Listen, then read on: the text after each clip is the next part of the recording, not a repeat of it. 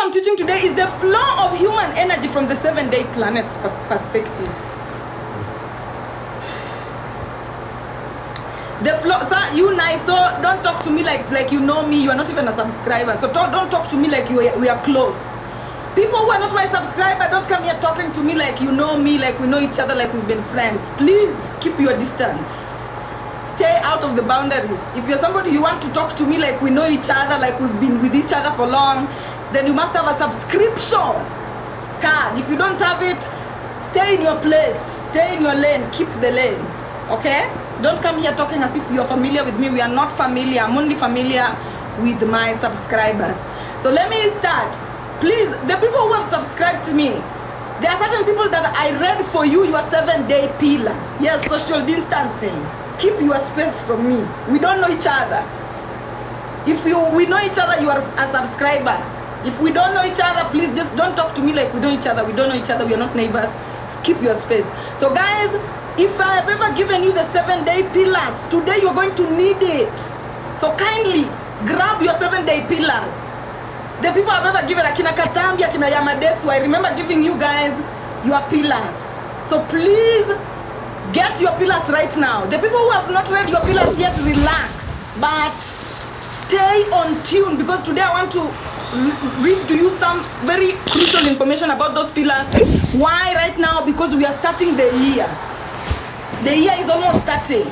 So get your pillar. Are you with your pillar? Are you with your 7-day pillar? Like for example, where is your sun? Your sun is in what? I want you to know that right now, because what I'm going to teach you right now is going to really dawn into that. Oh, where is your moon?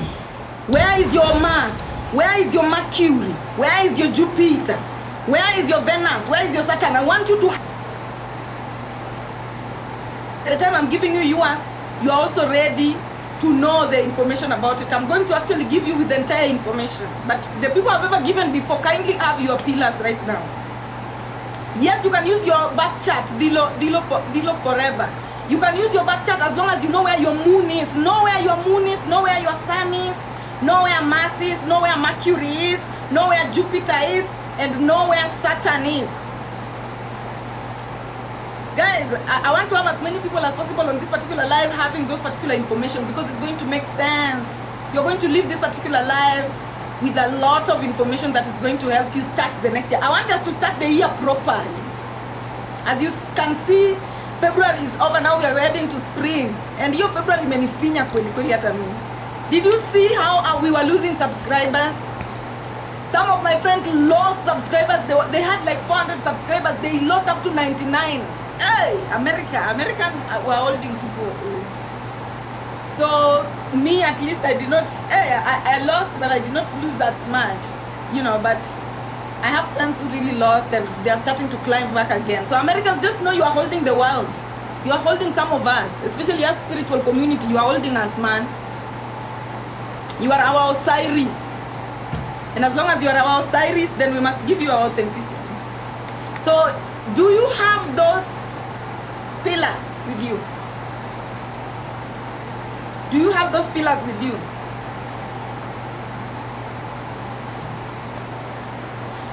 Good. So as long, if you have your pillars with you, listen and listen good today. And from today, I want you to, after these pillars, me, I've written mine. Your teacher is always leading with example.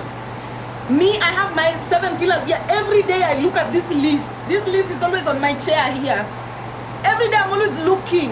Every day I'm always looking at what I'm supposed to be doing each and every day. So I want you to also take your pillars very seriously, especially through 2025. Jamani. Take your pillars very seriously and work with them. Put them at a place where you can always access. How do I get the pillars? First of all, you must be a subscriber. Thank you so much for the people who are subscribing. Thank you so much. Thank you so much for the people who are subscribing. First of all, you must be a subscriber, and then second of all, inbox me your date of birth, place of birth, and time of birth. And then I'll give you, right now I have so many people who have forwarded it to me. So, you know, I'm going to have to counter check to see if you are truly a subscriber for me to give you the information, because I have too many people with information that wants to be given their 7-day pill. So let me start. Today we are going to talk about the flow of the human energy from the 7-day pillar perspective, from the 7-day planet perspective. And then after that, we're going to talk about the birth of the human ego. So after this particular live, you're going to know how to harvest exactly, better way to harvest. We're going to improve, and also the development of the ego and your relationship with the ego. So the flow of the human energy from the 7-day pillar perspective. Authenticity, which is asset, which we call Aries, and we call spring, which is motherhood, marks the start of planting season. While Heru, which is belief in desire. You know, I am always talking about Heru. Belief in what? Your belief in what? Your belief in yourself. Which self? The self that you desire. The people we are with on OnlyFans, I taught you that when you want to manifest, you have to visualize the self that you desire. And so it is self-belief, which is Heru, that helps you to believe in that self that you desire. Heru is like hours of the day. And as I'm always saying, for Aset so loved the world, for your authenticity so loved the world, that it gave back to its only begotten child the hours of the day.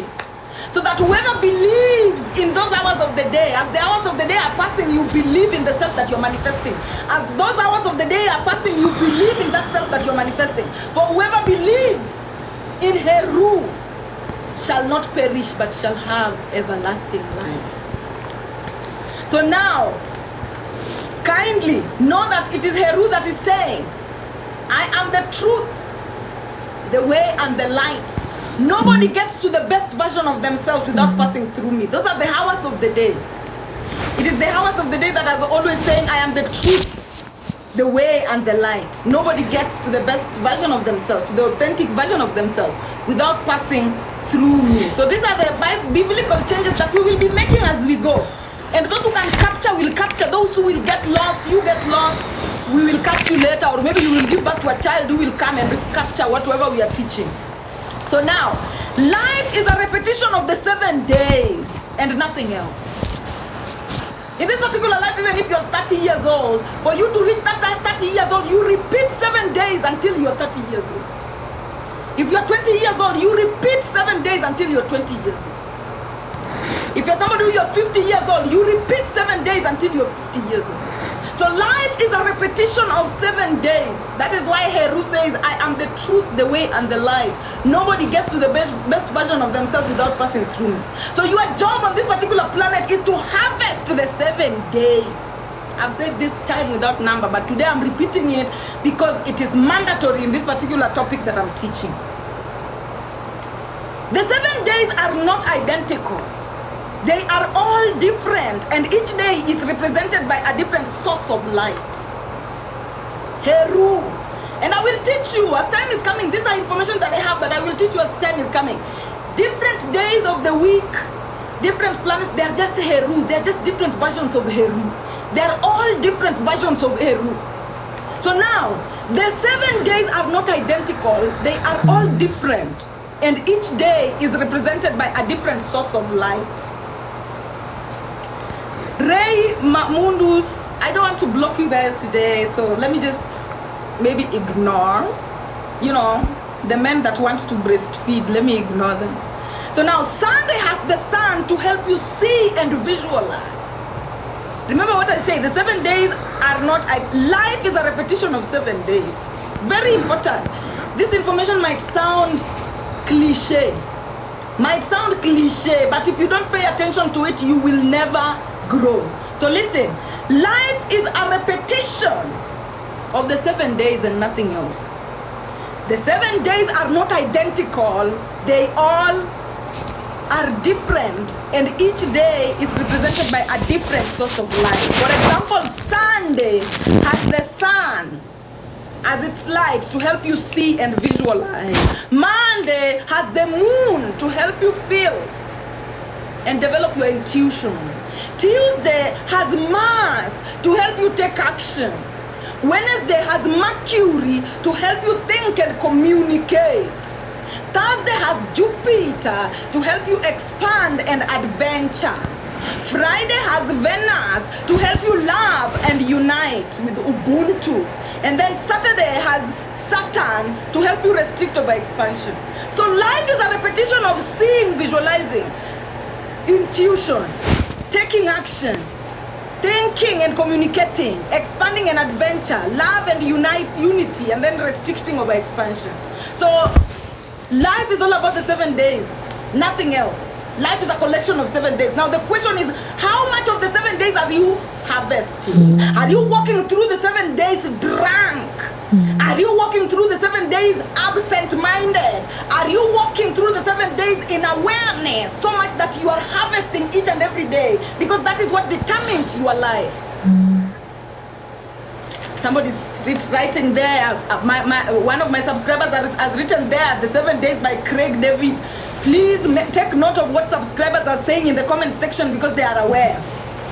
Now, souls come to earth to harvest the 7-day lights from Nut and use these lights to build their human avatar into expansion.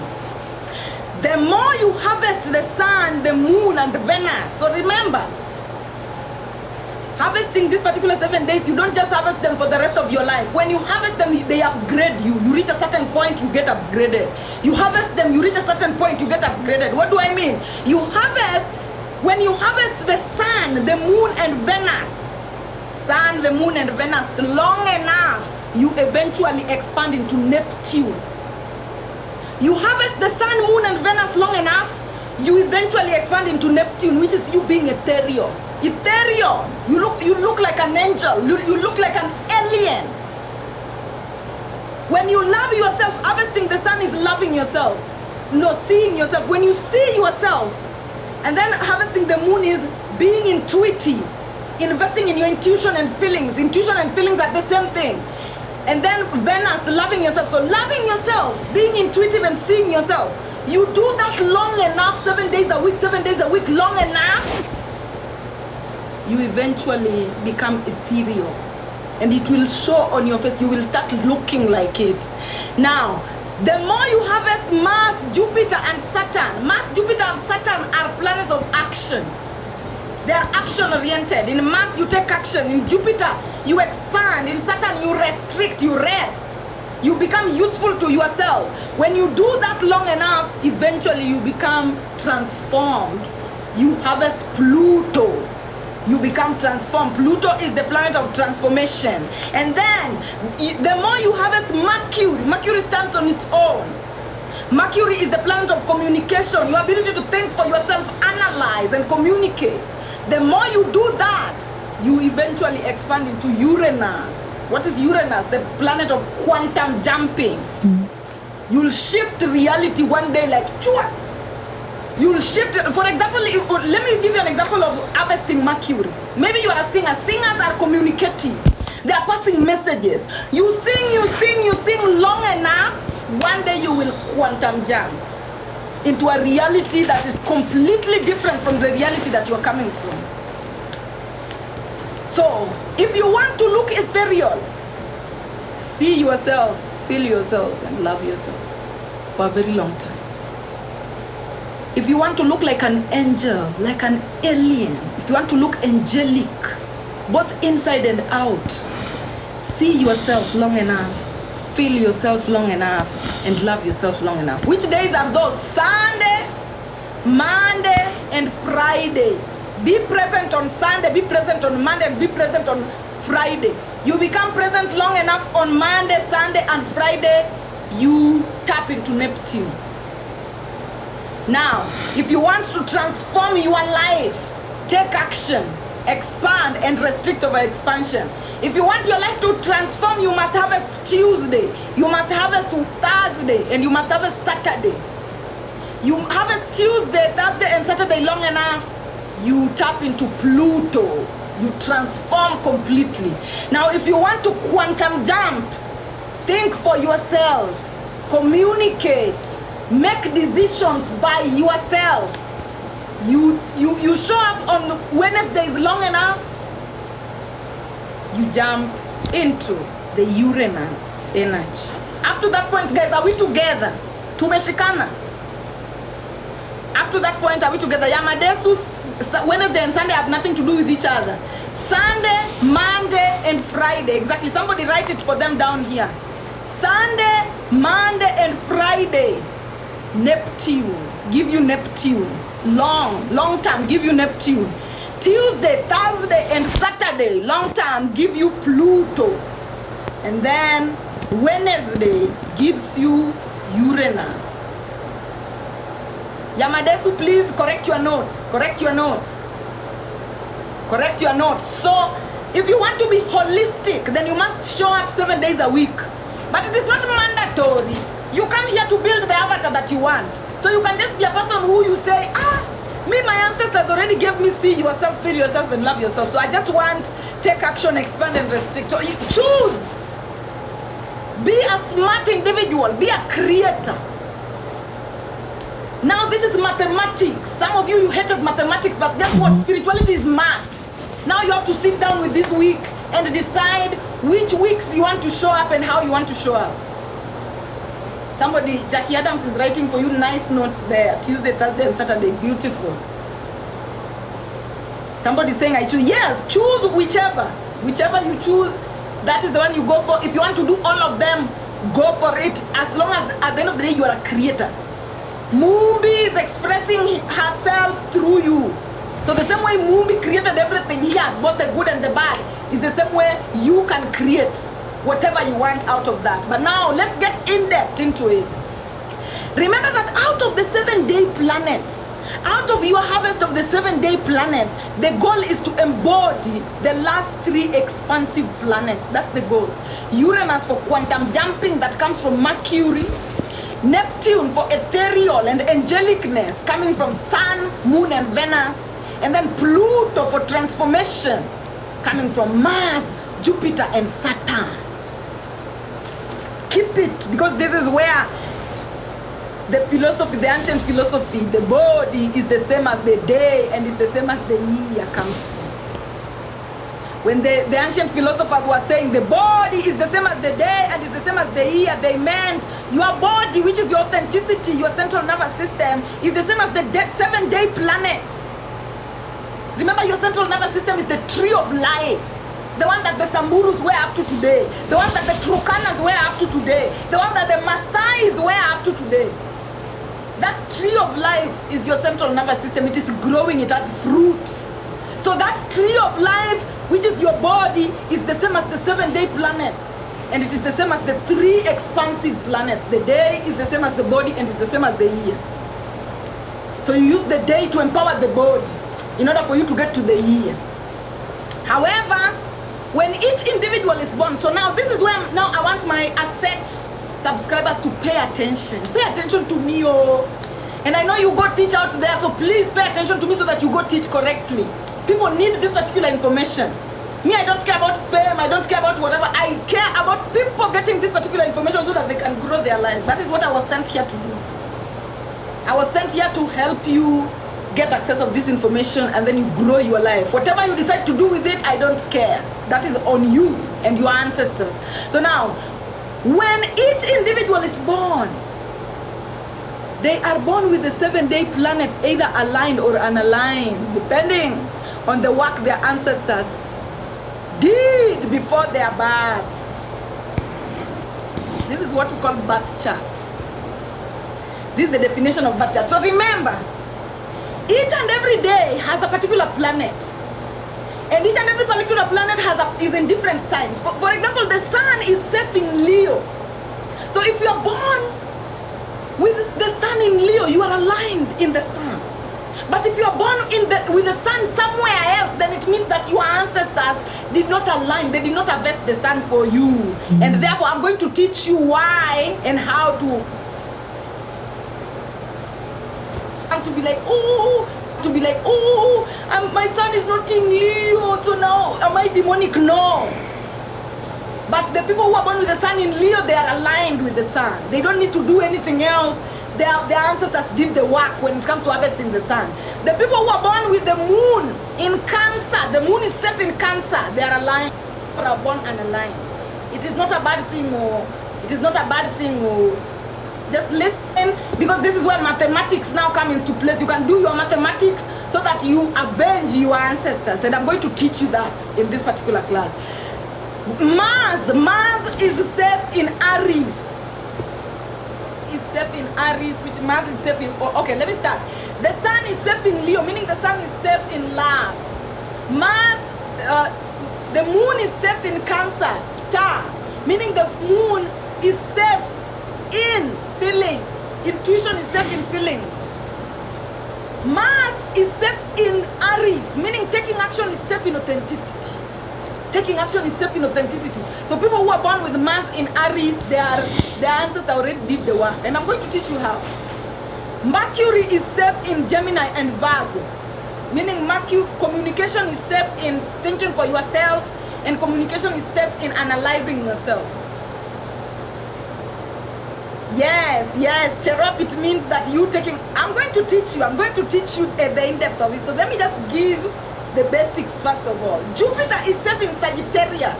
What does this mean? Jupiter expansion is safe in travels. Guys, I want you to get it. I want you to get it first of all before I even get into now the nitty-gritties. And then Venus is safe in Taurus and Libra.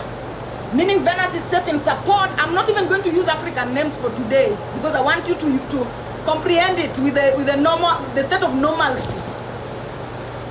It means love is safe in support, and love is safe in balance. And then Saturn is safe in Capricorn, meaning useful to yourself is safe in you being useful to yourself. So let me start. The Sun is safe in Leo, to mean that you seeing yourself is safe when you see yourself through the eyes of love. The Moon is safe in Cancer, meaning your intuition is safe when you feel. Mars is safe in Aries, meaning taking action is safe when you're authentic. This is important though. It's important. Mercury is safe in Gemini and Virgo, meaning communication and making decisions is safe when you think for yourself and when you analyze yourself. Doesn't it make sense? It makes sense. For you to communicate properly, you must think for yourself. For you to communicate properly, you must analyze yourself. And then Jupiter is safe in Sagittarius, meaning for you to expand, it is safe for you to travel and adventure. If you want to expand, you must travel and adventure. And then Venus is safe in Taurus and Libra, meaning love is safe in support, and love is safe in balance. Without support, love cannot be there. The people who are telling you, let me marry you in poverty, it will never work. Love is safe in Taurus. Love is safe in wealth and support. Love is safe in balance. And then Saturn is safe in Capricorn. Your ability to rest is safe in your ability to be useful to yourself. Your ability to rest is safe in your ability to utilize yourself. My people are writing for you notes. Copy these notes that are being written in the comment section here. This is a daily bread. This is a daily bread. Kindly, and daily unleavened bread, it works. So now, not everybody was born aligned. Out of these 7 days, I want you to look which planets are aligned for you. Some people were born with 0 planets aligned.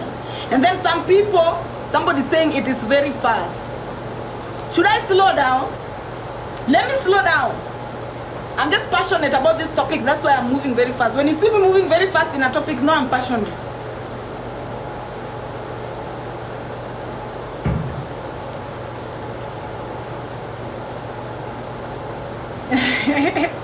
So let me tell you, there are people who are born. Imagine, guys, let me tell you, if you are watching me here and your sun is in Leo, your moon is in Cancer, your Mars is in Aries, your Mercury is in Gemini or is in Virgo, your Jupiter is in Sagittarius, and your Venus is in Taurus or Libra, and your Saturn is in Capricorn, you are God. You are God. You are perfect. You are a perfect human being. Do we have such kind of a person in the comment section, please? If your sun is in Leo, your moon is in Cancer, your Mars is in Aries, your Mercury is in Gemini or Virgo, your Jupiter is in Sagittarius, your Venus is in Taurus or Libra, and then your Saturn is in Capricorn, you are a perfect human being. You are God in the flesh. Because this is alignment. This is now the planet saying, let us make man in our own image. And if you have this particular image, you are God. Does anybody have it? If you have it in the comment section, please let me come. I see you. Because you are God, I would love to associate. If you have that particular arrangement, come, I see you. And please don't be jokers. Some people are jokers. Don't be a joker. Yeah, some people, now me, I have 2 aligned, some people have 3 aligned, some people have none aligned, whatever. So let me tell you how we work when you don't have all of them aligned. When you don't have some aligned. I'm going to be teaching right now. I'm manifesting myself into that alignment. Yes, and it is possible to fall into that alignment. Now I'm going to teach you how. Me, if you tell me I repeat and you are not a subscriber, please, I will not listen to you. I will not. And let me just confirm, all subscribers have a set written on them, right? Because I don't want to talk shit to somebody who is a subscriber. And, you know. So these people yes. If you are not a subscriber, any question you answer, I will not reply. I don't care about you. Yeah. If you're not a subscriber, me, I'm not even answering you. I'm sorry. Put your mouth where your money is. Yes, United States can subscribe. So let me continue. I told you, when each individual is born,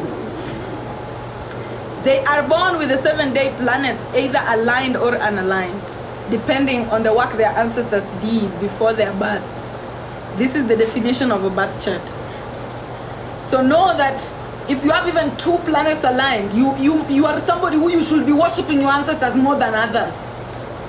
If you have 0 planet aligned, then you can be a Christian. Or you can disrespect your ancestors because they did not do as much work. But if you have even 1 planet aligned, you should never look down on your ancestors. If you have even 1 planet aligned, for example, if your sun is in Leo, my friend, if your moon is in Cancer, if your Mars, if your Mars is in Aries, if your Mercury is in Gemini or Virgo, if your Jupiter is in Sagittarius, if your Venus is in Taurus or Libra, and if your Saturn is in Capricorn, wewe, if you disrespect your ancestors, you will be utanyolewa na maji. Utanyolewa na maji na wembe. With your ancestors, because at least they did some work for you. At least they did some work for you. They did not give you an empty-handed birth chart. They did some work for you.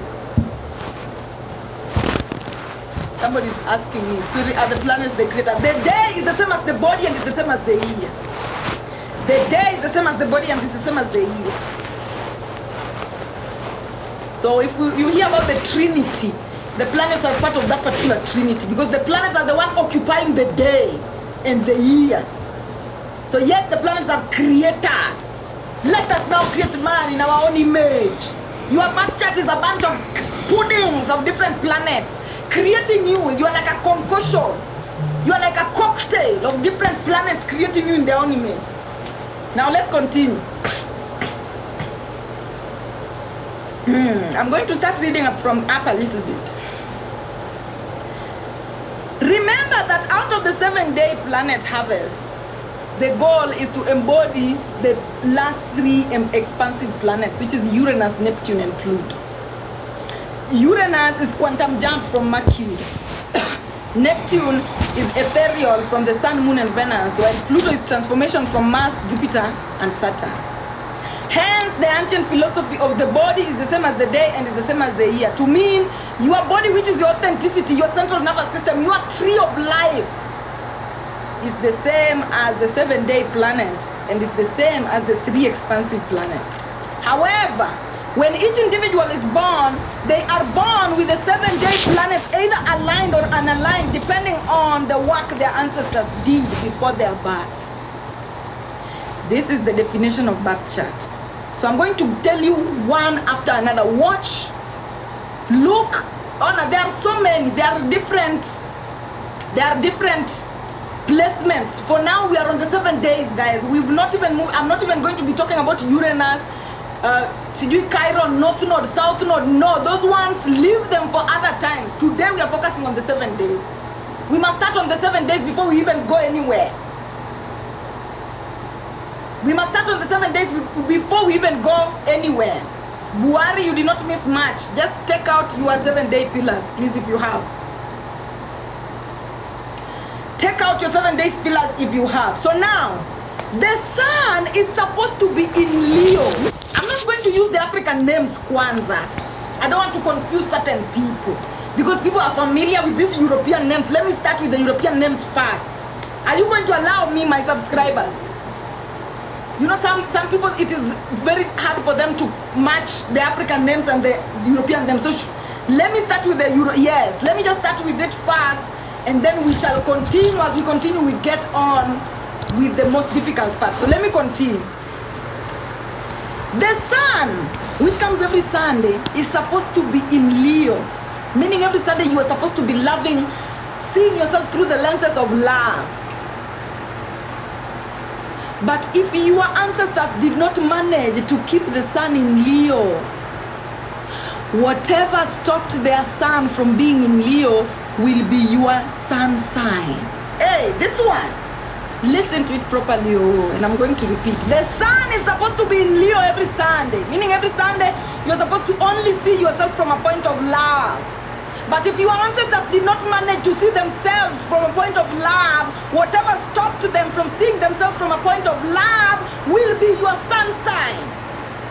For example, I'll give my own example. For example, with myself, my sun is in Aquarius. To mean that my ancestors couldn't see themselves as love because they did not know themselves. So I had to be born an Aquarius to know myself back into my ancestors loving themselves. I see you are exploding there. Yes, please must look at yourself also as I'm putting this. Substitute with your own sun sign. Some of you are born with the sun in Cancer, sun in Scorpio, sun in Aquarius, sun in Aries, sun in whatever. So why? Because your ancestors couldn't see themselves through the lenses of love because of that particular sign that you were born in. Somebody's asking me to repeat. Of course, I will repeat. The sun, every Sunday, is supposed to be in Leo. Meaning every Sunday you are only supposed to see yourself from a point of love. But if your ancestors were not able to see themselves from a point of love every Sunday, whatever stopped them from seeing themselves from a point of love every Sunday will be your sun sign. For example, myself, my sun is in Aquarius. To mean that my ancestors could not see themselves from a point of love because they did not know themselves. If your sun is in Aries, your ancestors could not see themselves from a point of love because they were not authentic. If your sun is in Libra, your ancestors could not see themselves from a point of love because they couldn't balance themselves. And so you are born a Libra for you to come here and balance yourself. And you balancing yourself will automatically make your ancestors see themselves from a point of love every Sunday. Yeah, when you are a sun in Pisces, your ancestors were not able to see themselves from a point of love every Sunday because they did not believe in themselves. So your job is to believe in yourself every Sunday, and you believing in yourself every Sunday will automatically avenge. It will automatically balance your ancestors back into seeing themselves through the lenses of love every Sunday. Somebody getting what I'm talking about? Sagittarius, your ancestors that couldn't, oh no, I'm not going to answer for people who are not subscribers. Now, Cancer, your ancestors could not see themselves from a point of love every Sunday. Why? Because they were not able to be intuitive. They were not able to feel themselves. And so your work is to feel yourself, and you feeling yourself is going to automatically balance your ancestors back. Capricorn, they were not able to see themselves from a point of love because they were useless to themselves or they were being misused. So your job is to utilize yourself and be very useful to yourself. And that will automatically balance your ancestors back. When it comes to Scorpio, they were not able to see themselves from a point of love because they felt unwanted. Your job is to want yourself so much that it balances your ancestors every Sunday for them to see themselves. Are you getting the concept? Virgo is analysis. Your ancestors couldn't see themselves from a point of love because, and guys, kindly be smart students. As I'm talking, substitute for yourself so that you don't ask me questions so much. Don't ask me so much. So much. Now if everybody starts asking questions in the comment section, now we are not going to proceed or move on. Be smart. I have smart students. Choose and substitute as I'm speaking. I know there are students who substituted already. You know these things. I've taught you the 12 zodiacs time and again. So I want you to be a smart student. Make your teachers work easy. Make your teachers work easy. Noble, I will not answer you. You are not a subscriber, please. If you're not a subscriber, don't even bother asking a question. I will not answer it. If you don't have the tag set on you, don't bother asking me a question. I will not answer you. Sagittarius means adventure. Let me tell you now what Sagittarius means. Sagittarius means adventure. Your ability to travel, not just the world, not just yourself. Your ability to travel yourself, to travel in the astro, to travel the world. Your ability to adventure, to see different perspectives. From traveling does not only entail on land, on air, on water. You travel emotionally. You travel through news and gossip. You travel through land, outside. You travel through emotions. So that is what Sagittarius is all about. Your ability to adventure is like Sagittarians and Nilotes are the same thing. Mgaga na upwa. Mgaga is an adventurous person on land, like the plain Nilotes. And then upwa are like the adventurers of emotions, like the river, Lake Nilotes, and the Pwani people, the coastal people. So if you're a Sagittarius, you're like a Nilote. Find out, if you're a Sagittarius, you must find out what Nilotics were, because that is what you are. But up to that particular point, guys, are you comprehending the sun sign? Are you comprehending your sun sign and where it is? If your sun sign is not in Leo, then that's what it means. But if your sun, like, let me just read the examples that I gave here, and I'm going to repeat this particular topic. The sun is supposed to be in Leo. The Sundays, you're supposed to be seeing yourself from a point of love only. But if your ancestors did not manage to see themselves from a point of love every Sunday, whatever stopped them becomes your sun sign. For example, if your sun is in Sagittarius instead of Leo, then it means that your ancestors couldn't see themselves as love because they were stationary, they were stagnant, they never traveled, they never adventured to see the world and to see themselves from different perspectives. And as their descendants, you have to travel. You are here to travel and adventure so that your ancestors can see themselves as love every Sunday.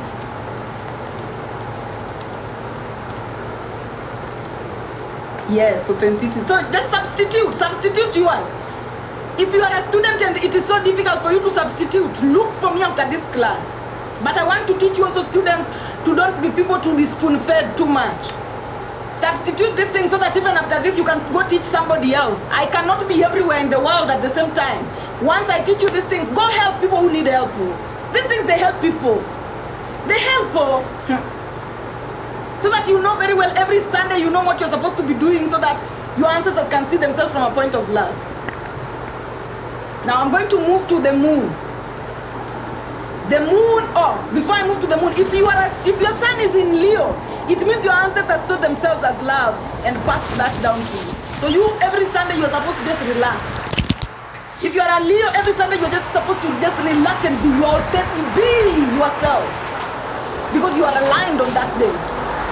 If your sun is in Leo on every Sunday, sit in your throne and be. Because you're ready. You already embody the God of Sunday.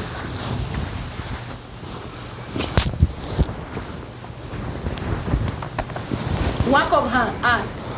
How Libra balance on Sunday. Work of art. Can somebody answer work of art for me?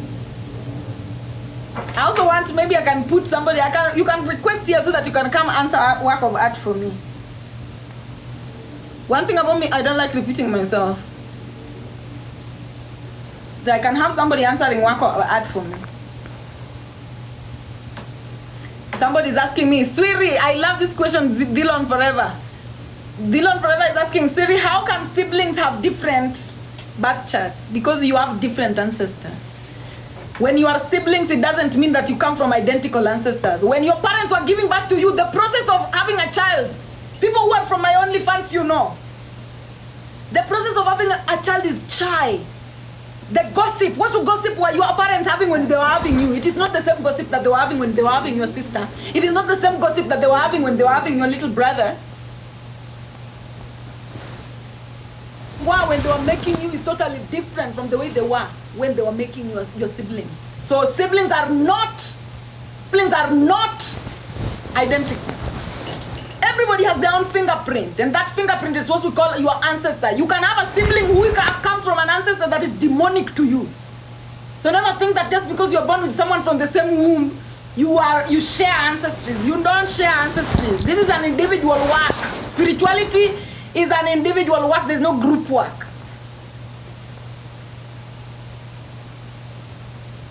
Let me go back to this baby of mine who was asking me a work of art. A work of art, let me tell you.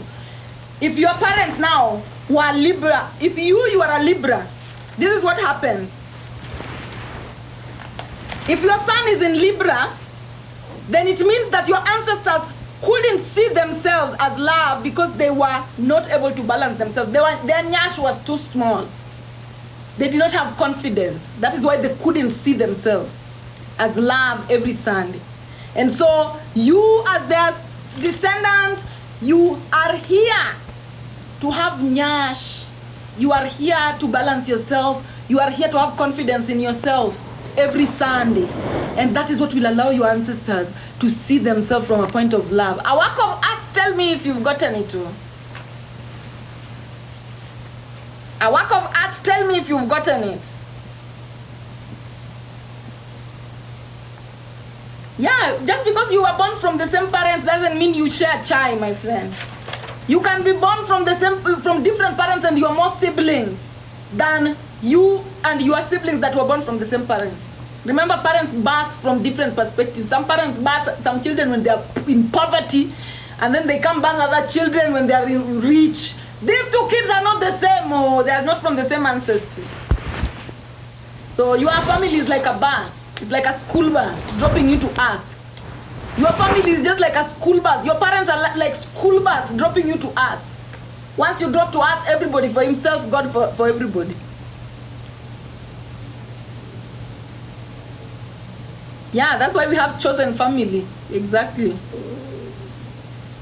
So can I proceed? Work of art, please, I want you to answer me. Oh, I will not proceed until you work of art, you answer me. Life is a DIY project, exactly. You do it yourself. Huyu work of art ameenda wapi na ni subscriber wangu? Napenda. Work of art, are you in class?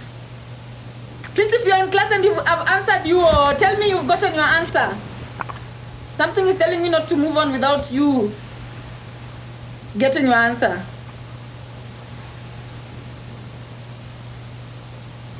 So which ancestors are we belonging to, if not the ancestral lineage? Do you know how infinite the world? Do you know how many we are? Do you know how many ancestors there are? Since the earth began. Do you know how many years the earth began? Has been, as in, do you know how many years it has been since the earth began? Now calculate how many souls have been born since the earth began. So each and every time you come here, you are embodying different souls. Do you know how many there are? We are only 8 billion people on this particular planet right now. But do you know how old the planet is? Work of art. Can somebody find work of art for me?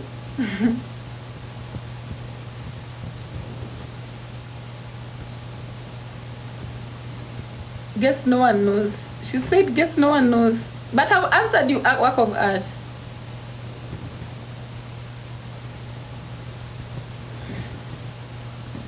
Anyway, I'm going to look for her after this. Oh, I've been answering. Okay, work of art, good. You've gotten your answer.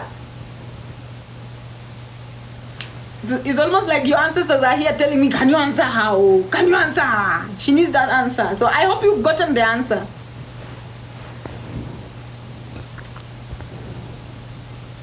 What about Pisces? Our season are approaching. No, our comment I've already answered.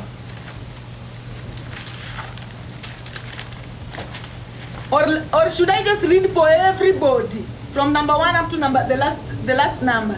Are you guys willing to wait until I read for everybody?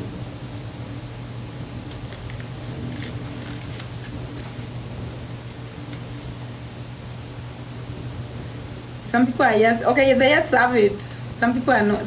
2 no's, yes, everybody. So then we're going to be here for a while. Gadhoni ni chopi. Gadhoni ni chopi hataki story mingi. Gadhoni ni chopi. Chopi unajua watakangi watu wakae sana kwa class. Tiffy Karaoke pia ni chopi mwingine. Nicole, chopi mwingine. Mati, Janet, Kari. So now we have slow learners, guys. We have to go with the pace of the slow learners too. So let me just try and read for everyone. I'll try my best. I know I'll sound so monotonous, but let me just gather myself. And I'll read for everybody as we continue. So I'll start reading from the moon sign. So now the moon is supposed to be in Cancer. And I'm going to read very fast. I'm going to be very fast. Ukipitwa ni hivyo. The moon is supposed to be in Cancer. Which means intuition every Tuesday, every Monday your intuition is supposed to be coming from a point of feeling. Your intuition should never come from a point of you seeing things or you experiencing or whatever. The intuition. But if your ancestors did not manage to keep their intuition in feelings, then whatever stopped their moon from being in Cancer, meaning whatever stopped their intuition from staying in their feelings, will be your moon sign. For example, if your moon is in Aquarius, okay, let me start with Aries. For example, if your moon is in Aries, or let me just start with Aquarius that I wrote. For example, if your moon is in Aquarius, it means that your ancestors' intuition couldn't stay in their feelings because they did not know their feelings. They did not, when your ancestors did not know their feelings, and therefore it is now your job as their descendants for you to know your own feelings and your own intuitions, and that process will automatically put your ancestors' intuition back into their feelings. If your moon is in Aries, then it means your ancestors were not able to be authentic in their feelings. Your ancestors were not able to be authentic in their feelings, and so your job is for you to be authentic in your feelings, and you being authentic in your feelings is automatically going to move that moon in Cancer. And when your moon is in Taurus, then it means that your ancestors were not able to support their feelings. And so your job right now is to support your feelings, and you supporting your feelings will automatically move the moon into Cancer. If your moon is in Gemini, then it means that your ancestors were not able to think for themselves when it comes to their feelings. And so your job is to think for yourself when it comes to your feelings, and you thinking for yourself when it comes to your feelings and intuition will automatically move your moon into Cancer. The next one is Leo. Maybe your moon is in Leo, then it means that your ancestors' moon were not able to be in Cancer because they could not love their feelings. And so your job is to love your feelings, and you loving your feelings will automatically move your moon into Cancer.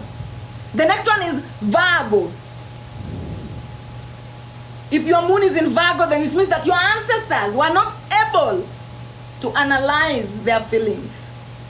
And so your job as their descendant is for you to analyze your feelings. And you analyzing your feelings is automatically going to move your moon into Cancer every Monday. The next one is Libra. If your moon is in Libra, then it means that your ancestors were not able to be confident in their feelings. They were not able to balance their feelings.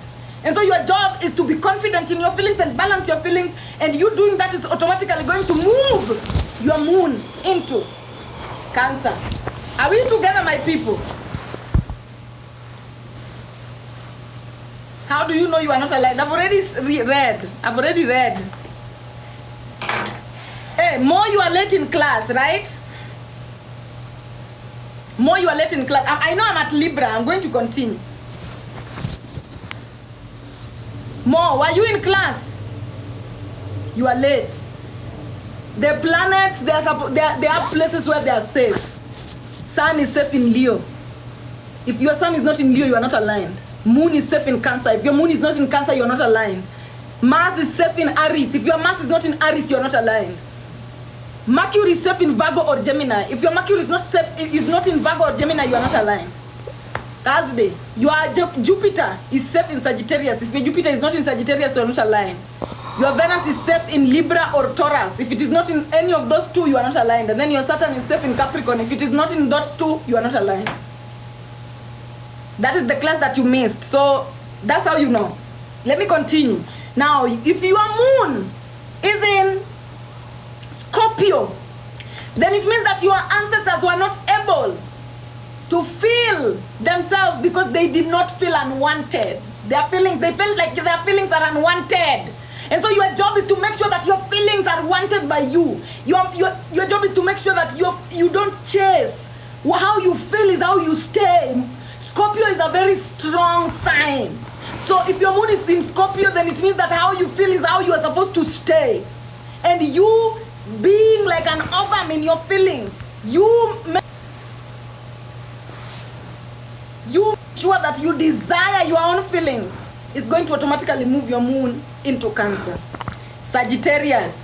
If your moon is in Sagittarius, then it means that your ancestors were not able to feel themselves because they couldn't adventure into feelings. They couldn't swim to adventure into feelings. And so your job is to adventure into feelings. Adventure into different feelings, as much feelings as possible.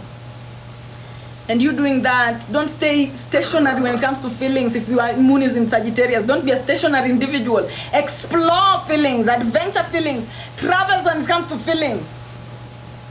Be curious to know about different types of feelings. And you doing that is automatically going to move your ancestors' moon into Cancer every Monday. If your moon is in Capricorn, then it means that your ancestors were not able to keep their moon in Cancer. They are not able to keep their intuitions in their feelings because they were useless to themselves. They were being misused. They couldn't rest. They couldn't restrict over expansion when it comes to feelings. So if your moon is in Capricorn, then your job is to make sure that you restrict over expansion when it comes to feelings. You only feel feelings that are useful to you. When people post online that, oh my God, my husband is cheating on me, you have no business feeling for them. You have no business engaging in everybody's feelings. Make sure that your feelings are only useful to you. And as you do that, then you will automatically drag your ancestors back into having their moon in Cancer. I did not say Taurus. If your moon is in Taurus, then it means that your ancestors couldn't keep their intuition in their feelings because they did not support their own feelings. And so your job as a moon in Taurus is to support your feelings. Support your feelings even if everybody else is contrary to that particular feeling. Support your feelings. And you supporting your feelings is automatically going to avenge your ancestors so that their moon goes back to Cancer. And the person that, I've not said Leo. I did not say Leo. You know, now you're bringing me back. Okay, let me finish, and then the ones I forgot, you take me back. Let me finish. Because now somebody's Pisces-ing me because I haven't said Pisces. I'm coming back to Leo. So now, if your moon is in Aquarius, then it means that your ancestors did not know their feelings. And so your job on this particular planet is for you to know your feelings.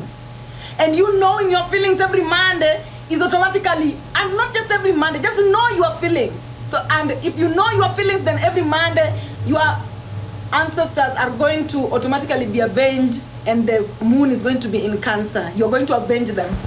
And then if your moon is in Pisces, then it means that your ancestors did not believe in their feelings.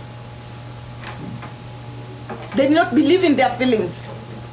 And so your job is to believe in your own feelings. And you believing in your feelings is automatically going to avenge your ancestors so that their moon can be in Cancer. Now let's go to Leo. If your moon is in Leo, then it means that your ancestors did not love their feelings. Your ancestors did not love their feelings, and so your job is to love your feelings. And you loving your feelings is automatically going to turn the moon to be in Cancer for your ancestors. So are you seeing how you are an avenger? You are an avenger for your ancestors. You come here to rectify and break the cycles that they couldn't break. And please, as you break the cycle, don't be quarreling with your ancestors. As you break the cycle, just know that some ancestors were put into situations where they could not do the due diligence. They could not do the necessary. So just you do the necessary for them, they will appreciate you. Your ancestors, they exist in your junk DNA. They are in your cells. As you do that for them, they're going to be so appreciative. They're going to be like, oh my God, she has turned our moon into Cancer. And then they will make sure that they show up for you. They live in unison with you. And remember, it is your ancestors that naturally connect with the rest of the world. So as you do them justice, they will do your soul path justice. I already talked about the moon in Gemini. Guys, I don't like when people take me back.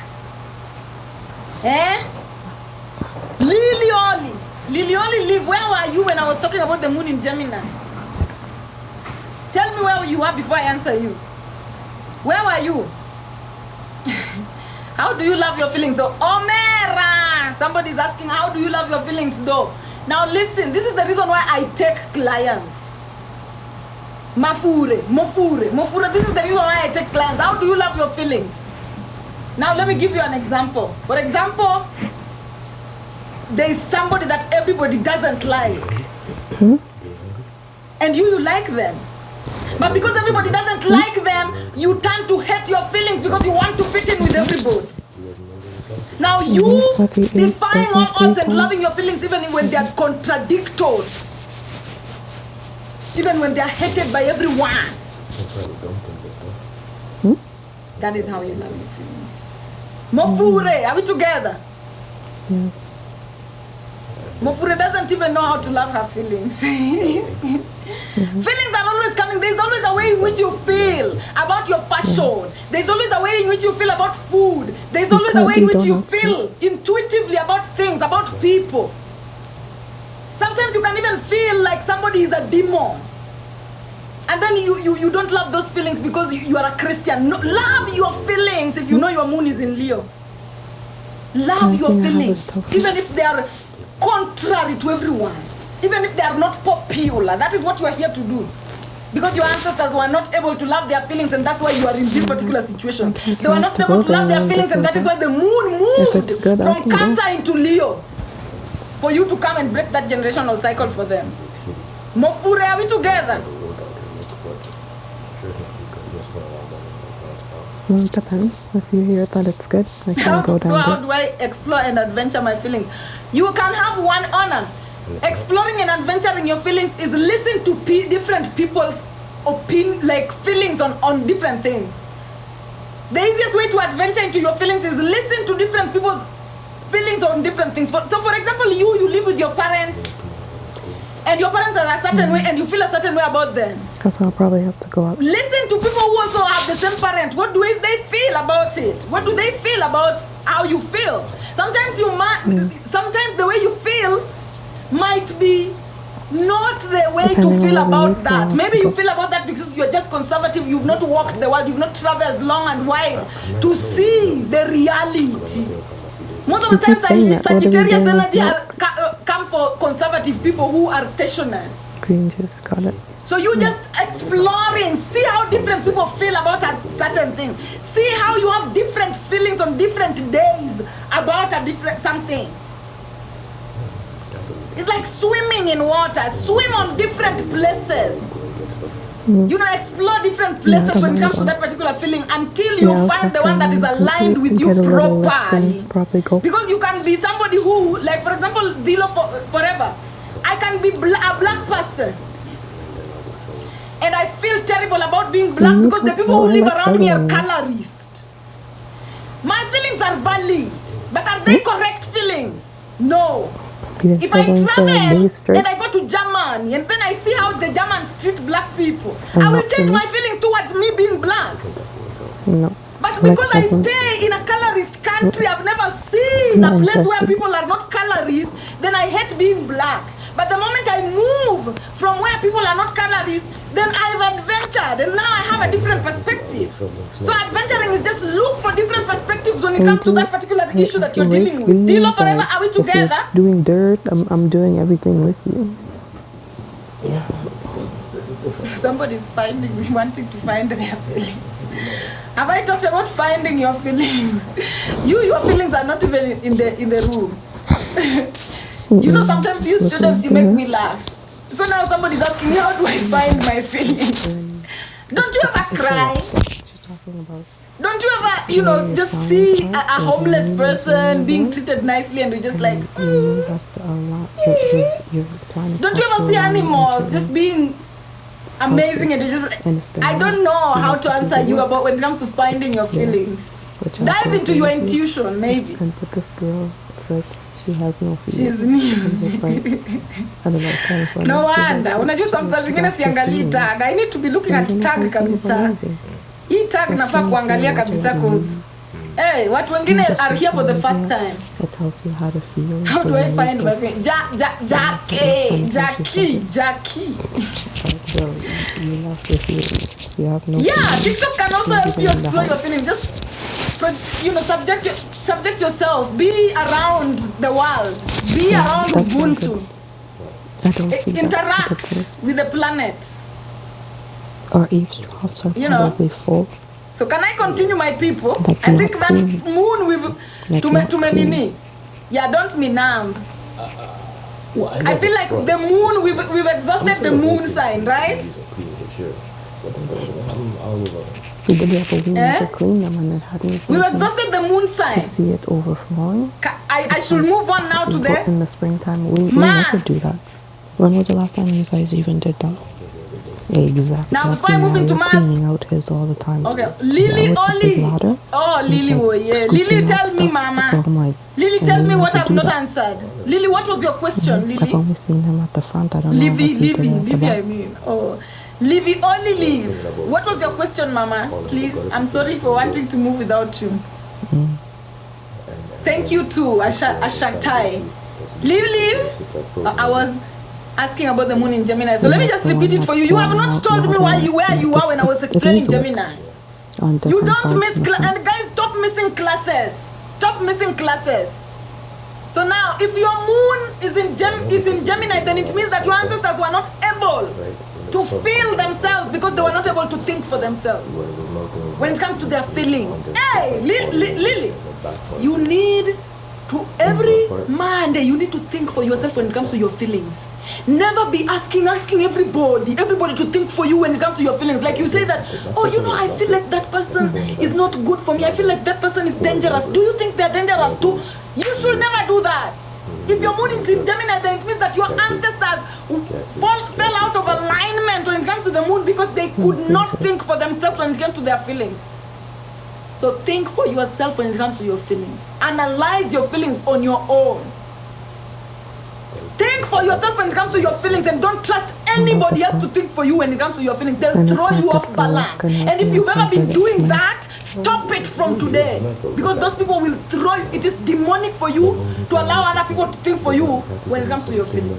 And guys, as I'm speaking about this, whatever sign your moon is in, if you do the contrary, for example, if your moon is in Leo, you're supposed to be loving your feelings. If you hate your feelings,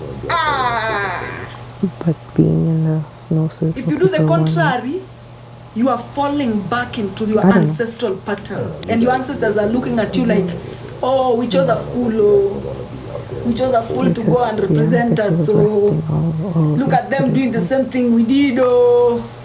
This one is foolish now. It will be very easy. You will be tempted. For example, you, Livy, you will be tempted for you to let other people to think for you when it comes to your feelings. Because that's what your ancestors did through and through. But now you need to break from that cycle and think for yourself when it comes to your feeling. Thank you so much for the people who are subscribing. Kindly, if you're not a subscriber, join my team. Here we are moving to Milele.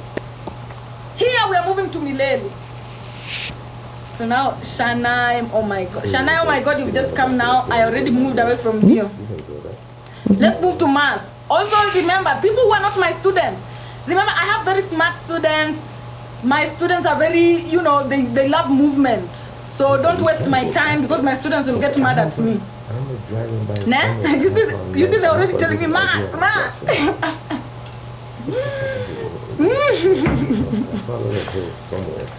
So people who are asking questions that are useless, here we are serious and we have serious students and they love movement. So math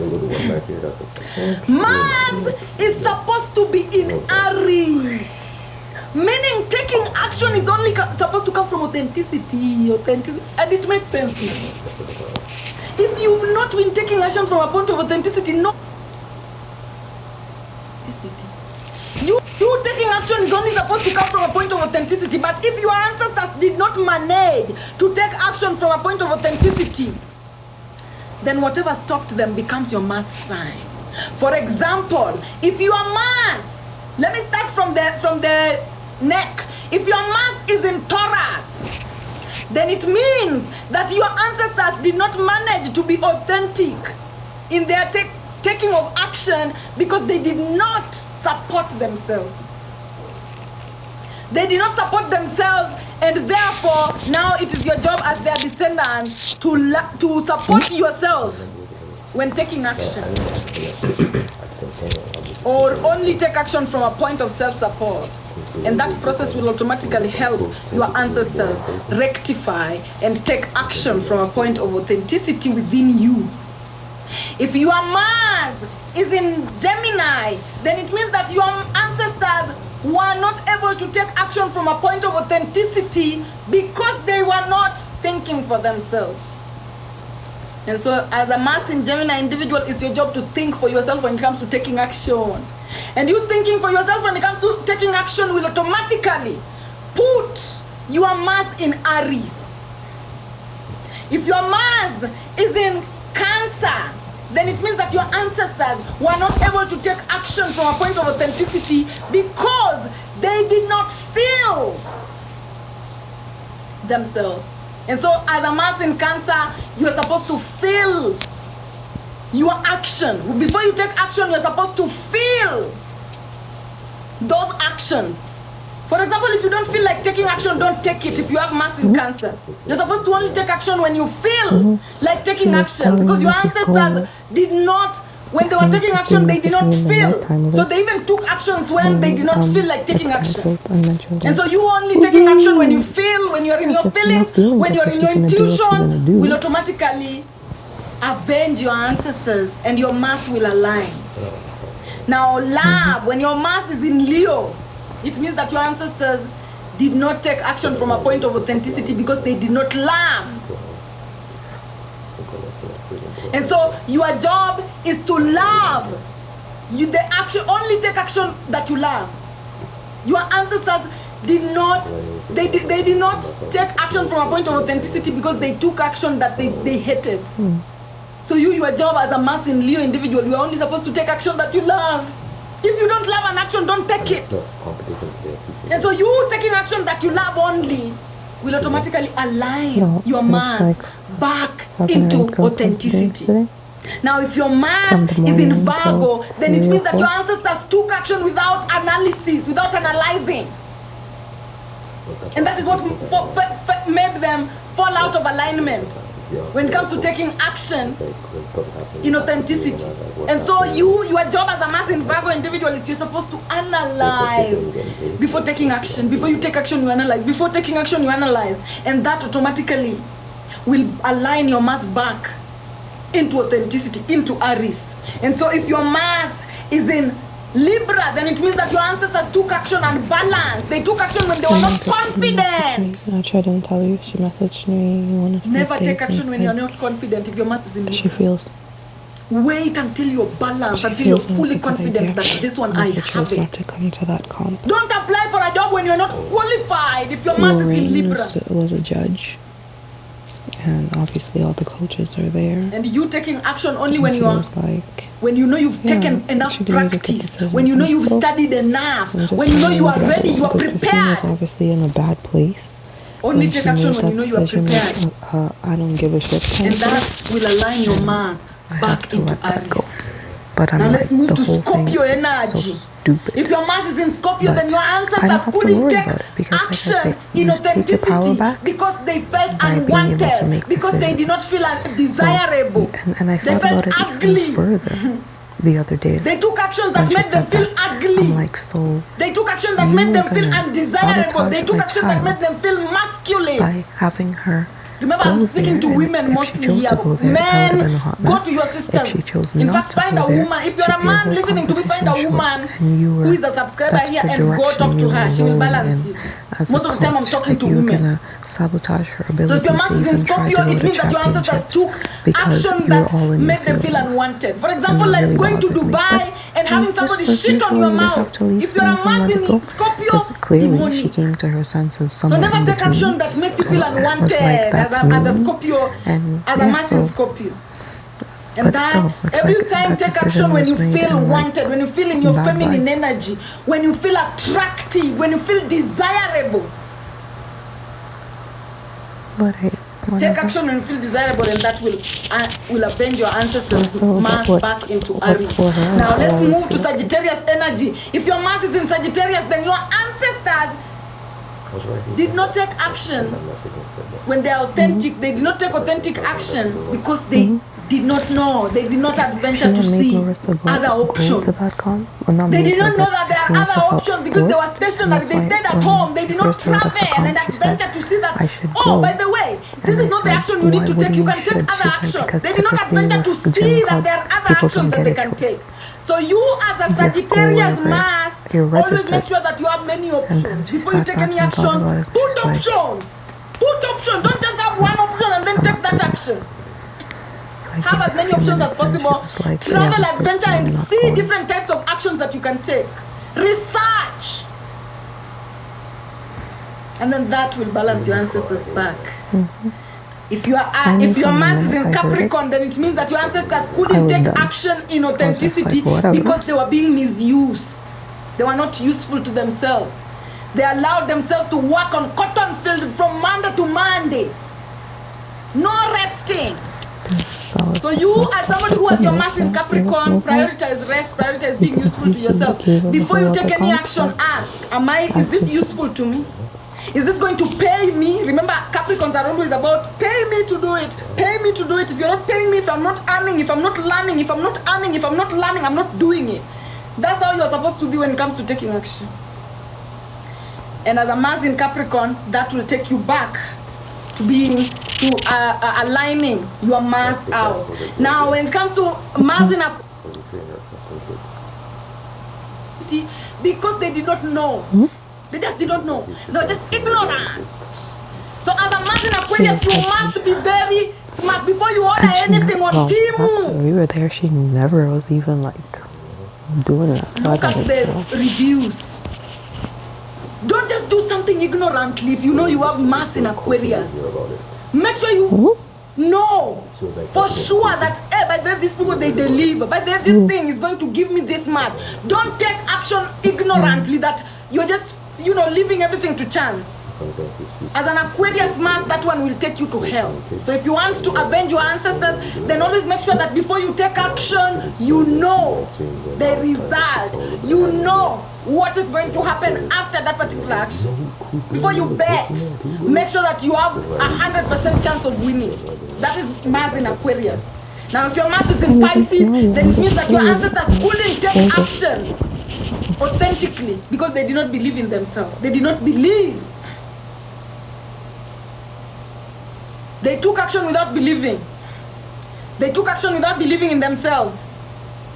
And so you as their descendants, it is your job now to only take action when you believe in yourself. Only take action after you believe in yourself.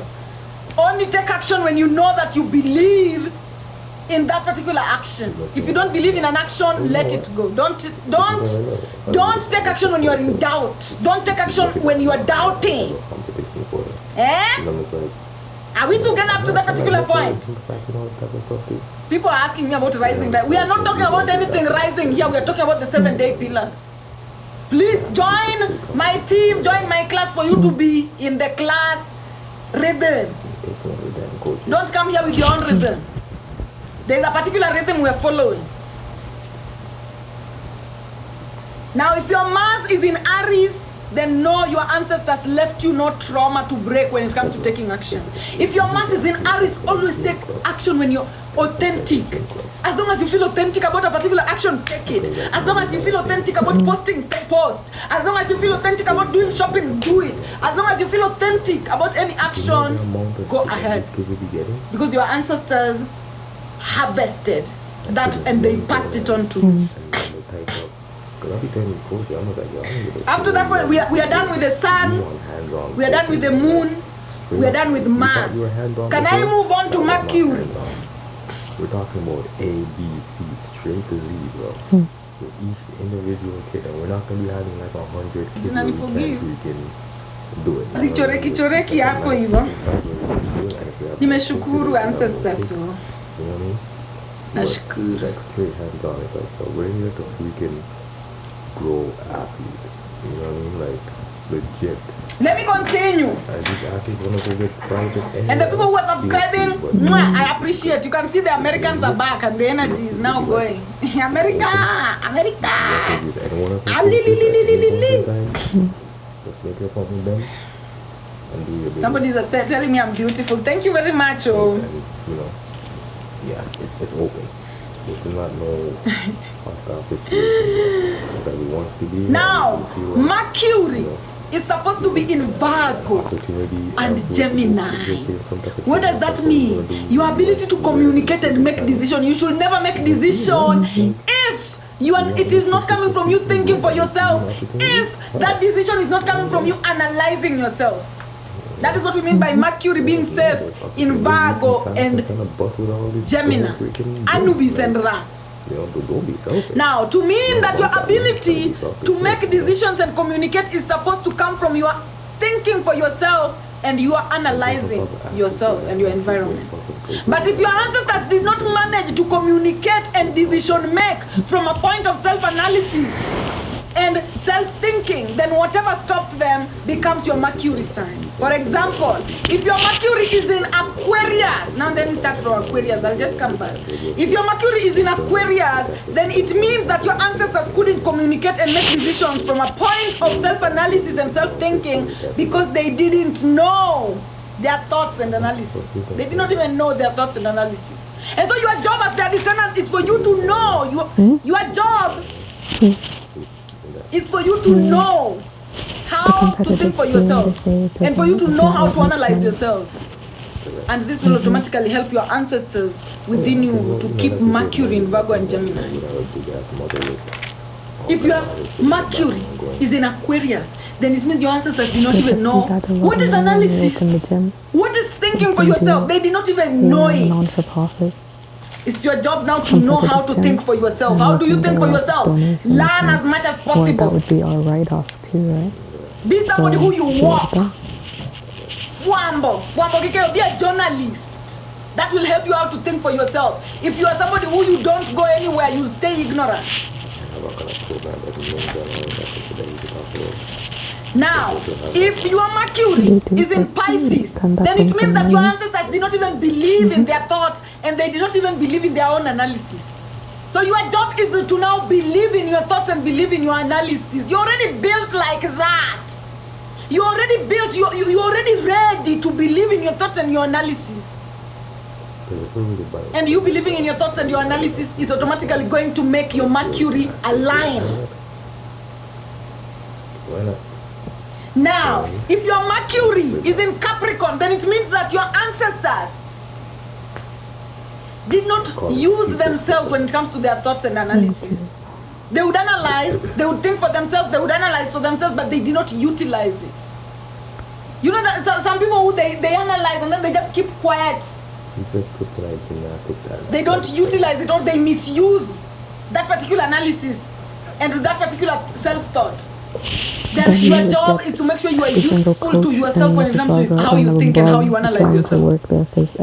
Don't be somebody who every journalist is calling you for free. You go sit and work with them for free. You give your thoughts in interviews for free. Nobody's paying you. And that is the job you do from Monday to Monday.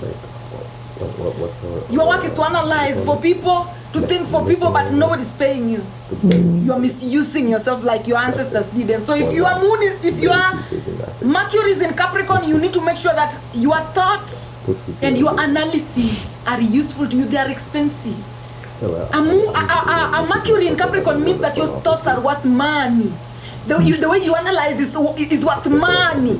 And so it is not something that you are the type of people who should be advisors, political advisors, managers. Because your analysis is expensive. Your thoughts are expensive. And so as a Capricorn Mercury, you be useful to yourself and restrict over expansion. Be useful to yourself when it comes to your thoughts and your analysis. Now, if your Mercury is in Tunapanda Sagittarius, then it means that your ancestors could not analyze and think for themselves in order to communicate, because they did not adventure. And they're looking for a good environment. They did not adventure in a way to think. They did not adventure in a way to analyze. They did not travel. They did not become nihilotic, so that they travel far and wide to see, oh, how is Candice Owen thinking? How is Sirinyam Kano thinking? Oh, how is, Trump thinking? Okay, how is Ruto thinking? You listen to a lot of different forms of which people are thinking, so that you come up with your own. That is Mercury in Sagittarius, and it will help you to communicate. You need to travel when it comes to thinking and analysis. See how different people analyze different things. See how other people think about different things. You should be a reader. You should be reading. If you know you are Mercury in Sagittarius, you should be somebody who you read. You watch a lot of movies. You watch a lot of documentaries. You watch a lot of reality shows. Just for you to see how different people think for themselves. And then, if you know that your Mercury is in Scorpio, then it means that your ancestors did not desire. They did not see their analysis and their thoughts as desirable. You see, then you can see the way somebody thinks, and you're like, hey, I love the way they think. Oh, I love the way they analyze. Now, your ancestors were opposite to themselves. They thought that their thoughts and their analysis were, useless, were unwanted, were,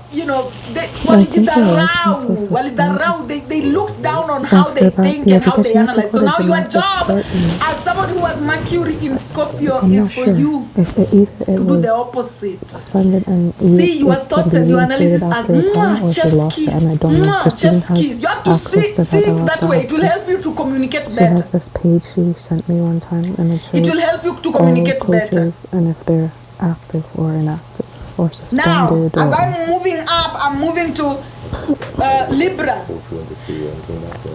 If your Mercury is in Libra, then it means that your ancestors did not balance their thoughts, they did not balance their analysis. They did not balance their thoughts, they did not balance their analysis, meaning they had no confidence in their thoughts, they had no confidence in their analysis. Your job is to have confidence in your thoughts and your analysis. Your job is to have confidence in your thoughts and your analysis, and that will make you communicate better and beautifully. Moving up, we have Virgo. She would come. If your Mercury is in Virgo, then it means that your ancestors did a beautiful job. Because remember, Mercury is supposed to be where? In Virgo. If your Mercury is in Virgo, then it means that your ancestors really did analyze themselves before communicating, and that's you are a god of communication. If your Mercury is in Leo, then it means that your ancestors did not love.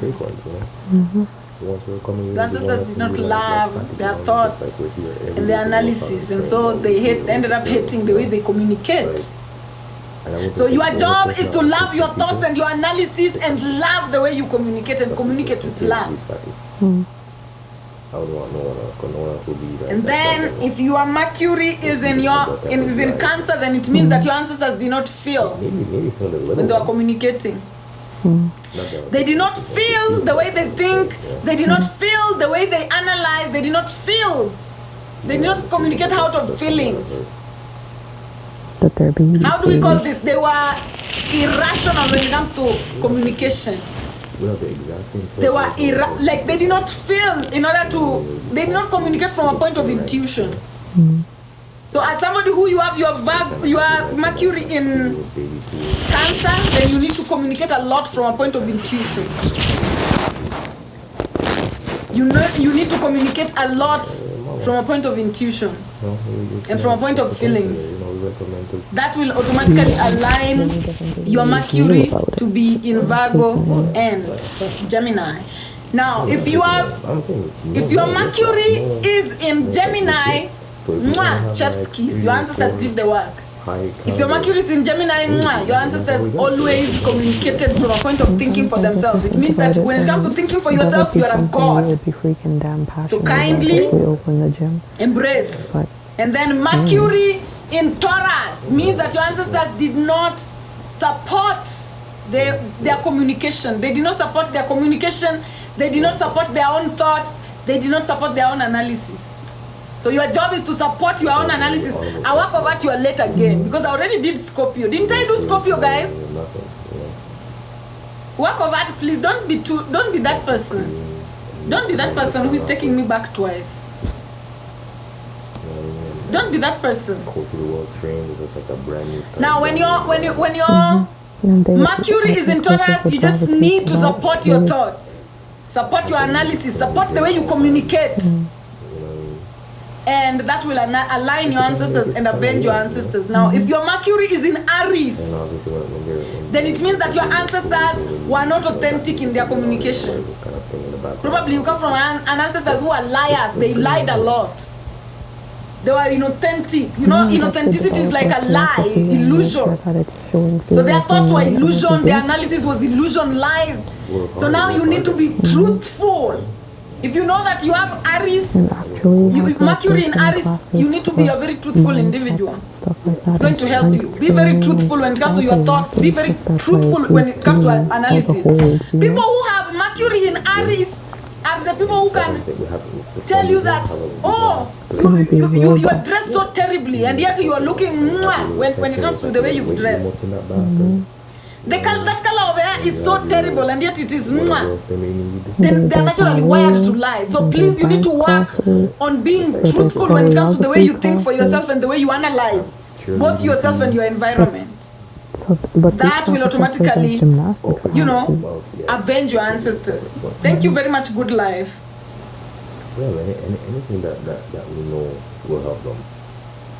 Hey, our cover you've been answered. Thank you very much, Serena, for answering her. I don't know, officer will hire someone and they're Thank you very much for answering her, Serena, for me. Thank you. I appreciate it. So now, up to that particular point, guys, are we together? If your Mercury is in Virgo or Gemini, then your ancestors did you justice when it comes to communicating and making decisions. And, they can have their own clients. So if that planet is aligned for you, then just trust yourself when it comes to how you think for yourself, how you analyze things, and how you make decisions. Trust. You are a god when it comes to that. Are there planets? No! Sankey! Are there planets that misalignment that are better than others? No! This is mathematics now. Each and everybody is solving a different equation. Life is math. Life is like calculus. Every individual has a different question they are solving. That is like you asking me, is the one question better than another? No, there's no question that is better than another. Maybe there are questions that are tougher than others. And that's why you always hear people say, you are a god, you are a sword. The toughest battles are given to masters. So for example, there are people who are born on this particular planet without hands, without legs, without ears, without eyes. The toughest questions are usually given to the world masters. The universe only gives its strongest battles to its toughest soldiers. So if you know you have a very difficult question, know that the universe will never give a question that belongs to a grade 8 student to a grade 2 student. Grade 2 students get grade 2 questions. Grade 8 students get grade 8 questions. yeah, And when a okay. grade 8 question is on you, trust me, you will be born even without legs, without limbs. Those are the time when you see people like that in I nature, have a big. know I that have those big are the space. strongest Just like the soldiers. classes and stuff. You cannot somewhere handle. else. Imagine if you are born here without limbs. Some people cannot handle. So you will never be given a question that you cannot handle. So when you see somebody has a question that is very difficult, know that the universe knows that they can handle it. They are masters. Because remember of the we went planet. to a competition and the up top rafter up top was like a whole running track. That's so freaking cool. There's nothing like some questions are better than the others. It's just that some questions are tougher than the others, depending on the school, the level that you are on when it comes to this particular school. And right now they have Are we just ready like a to big move into warehouse Venice? open because of all the COVID Are shutdown. we ready to move into So Venice? we can find a nice big warehouse. Kindly And first timers, either if you cannot subscribe, kindly follow the some host. kind of quality. At least if you're enjoying this particular live, follow. So that whenever I go live, you are notified. Bikes and you have your treadmill and you have your Follow me, you can drink the unleavened bread. workout equipment. Me, I hawk unleavened bread on And then you have TikTok. like another space where you have like an open floor. I with, hawk like, unleavened bread on TikTok. So kindly, don't know, if like- you love the bread that I'm giving here, kama unapenda hii injili, fuata. training, your Follow the your- host or subscribe if you want to get deeper. agility training, everything. You know, they have Oh, we are in really- Jupiter. Thank you very much. My students are always. Mwah. I'm allowed to be late because my students are attentive. Thank you so much. Now Thursday, which is Jupiter, is supposed to be in Sagittarius in order for you to expand. Oh, like the therapy part. Now you have like a little office part, and You're supposed to whatever, travel and therapy adventure. sessions and If you want to whatnot. expand, you must travel and adventure. That's how you will know the options. If you want to expand, like for example, your house, you want to expand your house, you know, with artifacts and whatever, you have to travel and adventure to know that, oh, do you know the process of traveling and adventure? We do it every day. You know what I mean? Sometimes when you have a wedding, what do? You go online, you search wedding dresses. Whatever, And then you start whatever picking, you start picking, you start picking. That is the process of adventure in its core. 3 tumbling tracks. So if you ever want to You know what I mean? expand, You're gonna have you must adventure and three travel rooms, to 4 see trampolines. options, different options. So Jupiter is supposed to be in Sagittarius to mean that your ability to expand is inside your ability to travel, right. not You know what I mean? just You're gonna have, anywhere, like, but to travel the 6 or 7 astral, or 8 beings. which is the spirit realm, to travel the land, which is the physical dimension, to travel yourself. Girl, people are Also, gonna just be you like, standing on the mirror and trying different looks, trying different hairstyles. That is you traveling your own self. Trying different fashion, trying different shoes, trying different makeup, trying different jewelry. That is you traveling yourself. And it is only through travel and adventure that you expand. That is you traveling and adventuring your own image. if we decide to go there. And traveling has everything to do with the niloids. Mgaga na This gym upwa. is just for rec. You know The what I mean? Like, you niloids have are to the just travelers do of the world. whether it's side by side and the same thing, whether we're in a So if you want to, if you know you have Sagittarius energy, know that it is pointing you to the direction of the niloids. Niloids, who are natural expansionists. But if your ancestors did not manage to expand from a point of adventure and travel, then whatever stopped them from traveling and adventuring in order to expand becomes a Jupiter sign. For example, if your Jupiter, let me now start with Libra as I go up and then I'll come down. If your Jupiter is in Libra, then it means that your ancestors couldn't expand from adventures and travels because they were not balanced and confident. They were not balanced and confident in travel. They were afraid to travel. If your Jupiter is in Libra, it means that your ancestors were afraid to adventure. They were afraid to travel. They were not balanced enough to adventure and travel. And so it is therefore your job as their descendants to expand and travel and adventure with the balance and confidence in order to help your ancestors restore. So now it's your job to do the contrary of what your ancestors did. You must now be confident in traveling. You must now be confident in adventuring. and then you will help your ancestors now have their Jupiter You're stretching. aligned with know. Sagittarius. So, for example, If your ancestors, if your Jupiter Monday is morning, in like, Virgo, then it means that your ancestors were not able to travel and adventure in order to expand because they could not when analyze. you work on your artistic skills.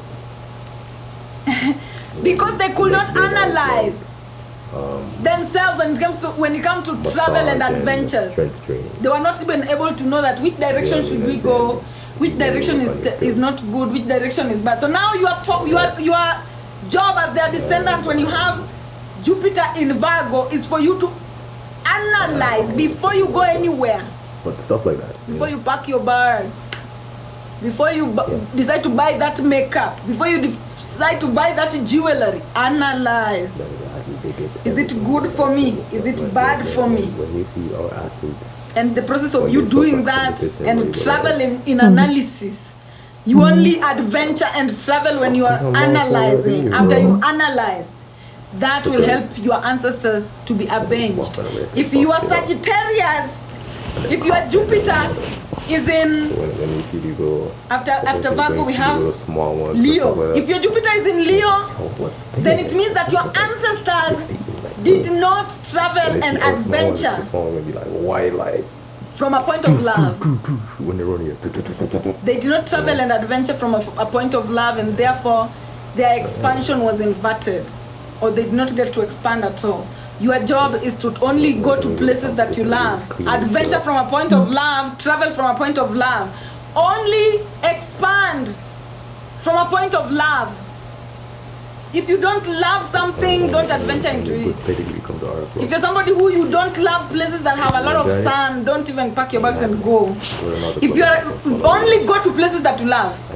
When you have Sagittarius, when you have Jupiter in Leo, if you have Jupiter in Cancer, follow your intuition when it comes to traveling. Your ancestors did not follow their intuition when they were traveling or adventuring. So now it's your job to follow your intuition when it comes to traveling and adventure. It will help you expand. It will help you avenge your ancestors and put their Jupiter back into Sagittarius. If your Jupiter is in Gemini, then it means your ancestors did not think for themselves when it came to travel and adventure. Oh, Jupiter is in Cancer. Feel. From a point of intuition, travel from a point of feelings. Do you feel like going to Nairobi? Yes, go. You know what I mean? You don't feel like going to Nairobi, don't go. Because your ancestors did not feel like going to Nairobi, but they went anyway. Your ancestors did not feel like going to New York, but they went anyway. Something was telling your ancestors, don't travel to Nakuru, when they went anyway. So you are supposed to not do things. You don't adventure and explore things that your intuition is telling you not to. That is Cancer. Now, if your Jupiter is in Gemini, then think for yourself when it comes to travel. Don't let other people think for you when it comes to you traveling. I'm coming back to Scorpio later. Think for yourself when it comes to travel and adventure. Think for yourself before you pack your bags and go anywhere. Don't just let friends say that, hey, let's go to Nairobi, let's go to New York, let's go to LA. And then you're packing your bags, you're going without even thinking if you feel like going to LA or not. So if you know that your Jupiter is in Gemini, think for yourself before you pack your bags to go anywhere or to start venture into anything new. You know what I mean? Think for yourself. Even your BT is everything, right? Taurus, Yeah, then kindly some competitors. support. You need to be wealthy. Your ancestors were too poor to travel. Me, I'll just tell you as it is. Your ancestors were too poor to travel. They couldn't support their travel. Those other girls. So now, as a Sagittarius, as a Jupiter in No, it's okay. Taurus, please have some money, save some money to travel. Make sure you save some money to travel. That will automatically balance your ancestors into traveling. And then finally, when your Jupiter is in Aries, then it means that your ancestors did not travel from a point of authenticity. They did not adventure from a point of authenticity. They were adventuring fakely. They were pretending to like the adventures that they were getting into, but they did not like it. So you need to be very authentic when it comes to you traveling and adventuring into new things.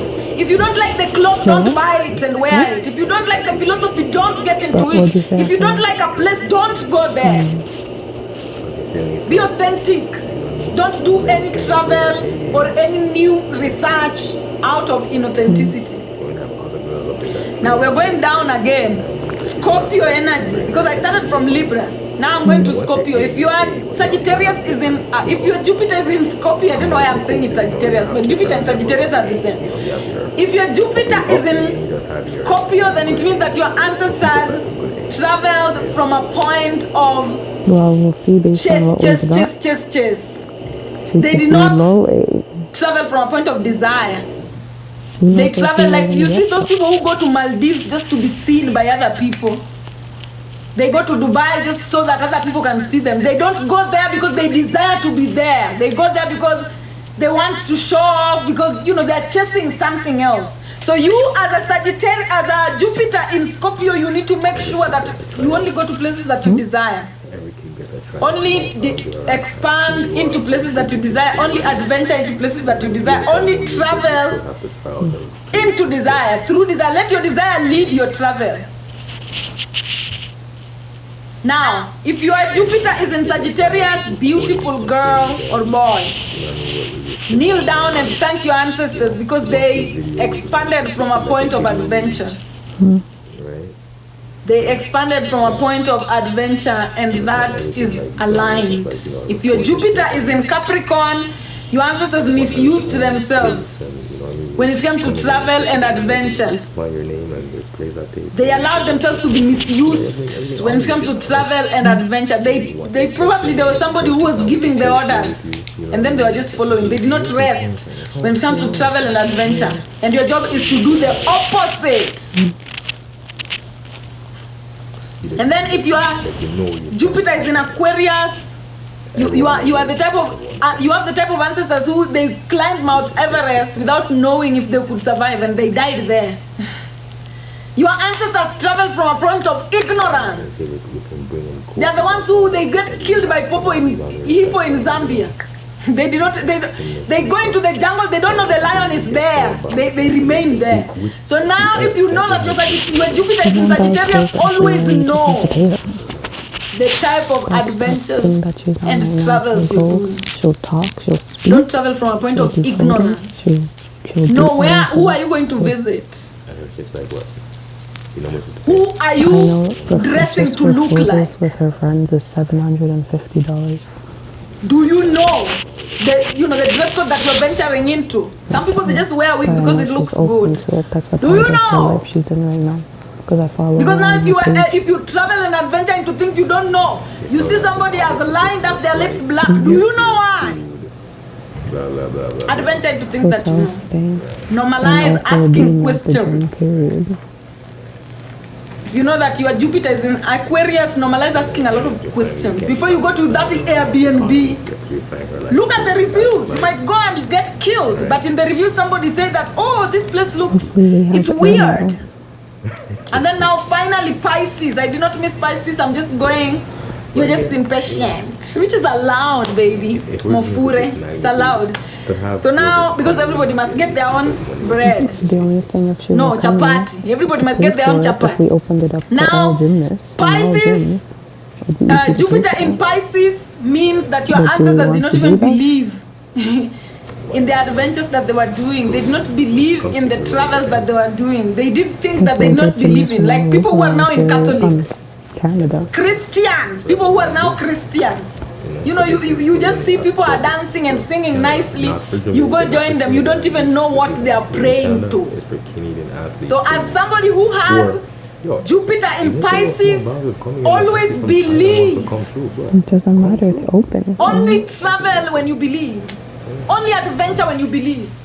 After you believed truly and you are not in doubt. When it comes to the travel and adventures that you are engaging into, then engage. If you have a doubt, tell them, hey, I need time. Or if somebody is inviting you to Catholic church and you said, and you are doubting, tell them, I need time or I need time. Give me time now. I'm doubting this shit. Don't just engage into things that you doubt. We're not going on vacation this year. When it comes to traveling and trying new things, don't do things that you doubt. If you have her come to like, let's say like on 4 days or something. Yes. Are you seeing the pudding and how it is Then made? we can have more people, yeah. You know, some people they hate astrology because they're always saying that, oh, it's the same, it's the same. Nothing is the same in astrology. Or even like a 1-day camp.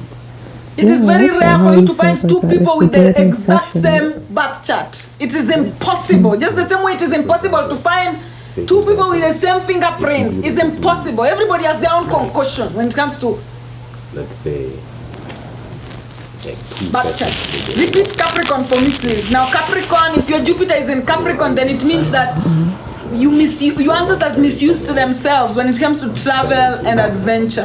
You know what I mean? They did not rest. They did not restrict over expansion. Then Their travel and adventure were not useful to them. You know, you come back So you to see, the- you as a Jupiter in Capricorn, you should be the people like the tour guides. You should be people like when you're traveling somewhere, you even organize so that you know your friends pay you for you to do things and then you go. You can have more, right? But if you are a Sagittarius, if you have your Jupiter in Capricorn and you are a tour guide who is doing tour guide work for free, you are misusing yourself. You should never misuse yourself when it comes to travels. Other coaches there as well, so it's not like she's You know, a Capricorn, anything that is in Capricorn for you, look for the money. Know that you can make money with that particular house, with that particular planet. Yeah, we So can you do who this have because Jupiter what in she's gonna do Capricorn, is give you can make you money when it comes to steps on travels how and to do things adventure. and the tips and the tricks And your then ancestors you have could to have, but allow they to did do not. whatever you gotta do. So it's your time to they do. just gotta eyeball and she's gonna walk Tu through comprends? Tu comprends? How much should I say Like, you it depends because- comprends? well, at training parle camps, un everybody's on peu a different français. apparatus, so how someone else gonna do that for 30 kids? And she's not teaching all at the same time, she can only do one aspect. So, So maybe 20 kids then. But it'd be like her and the other coaches. Yes, just Venus know is the set in flow Taurus of how and she's Libra. gonna Please, have to go Jackie, about it. Jackie is doing an amazing job over here. Jackie, merci beaucoup. You know. J'adore. 20 kids. And we I have love her you. there, we have some other good coaches. At there, what sort right? of jobs for Leo? You know, and then For Leo in Sunday, what is Leo in Sunday? Like 2018. That's like 40 kids there. Like I've said that where Capricorn is, there's money there for you. So there's no Leo. If there's Capricorn in Sunday, like Meh. then the way you see yourself, you can make money from the way you see yourself. If your sun is in Capricorn, you can make money from the way you see yourself. I've talked about Capricorn. Capricorn is money, money, money, money, money, money, for her to sleep at night. money, money. Capricorn signals where your Capricorn is. Look at the 7 planets. Where is Capricorn? If Capricorn is somewhere, then you can make money some apple. Can make money apple. Your ancestors were able to make money apple, but they did not. So you can make money. See this now? There. That's what I was talking about with Mama.com. So now we move to who? Venus. Yeah, your moon is in Capricorn. Your intuition can make you some money. You can be some tarot reader. Your intuition, your feelings can make you money if you use yourself properly. Okay. Have some tea.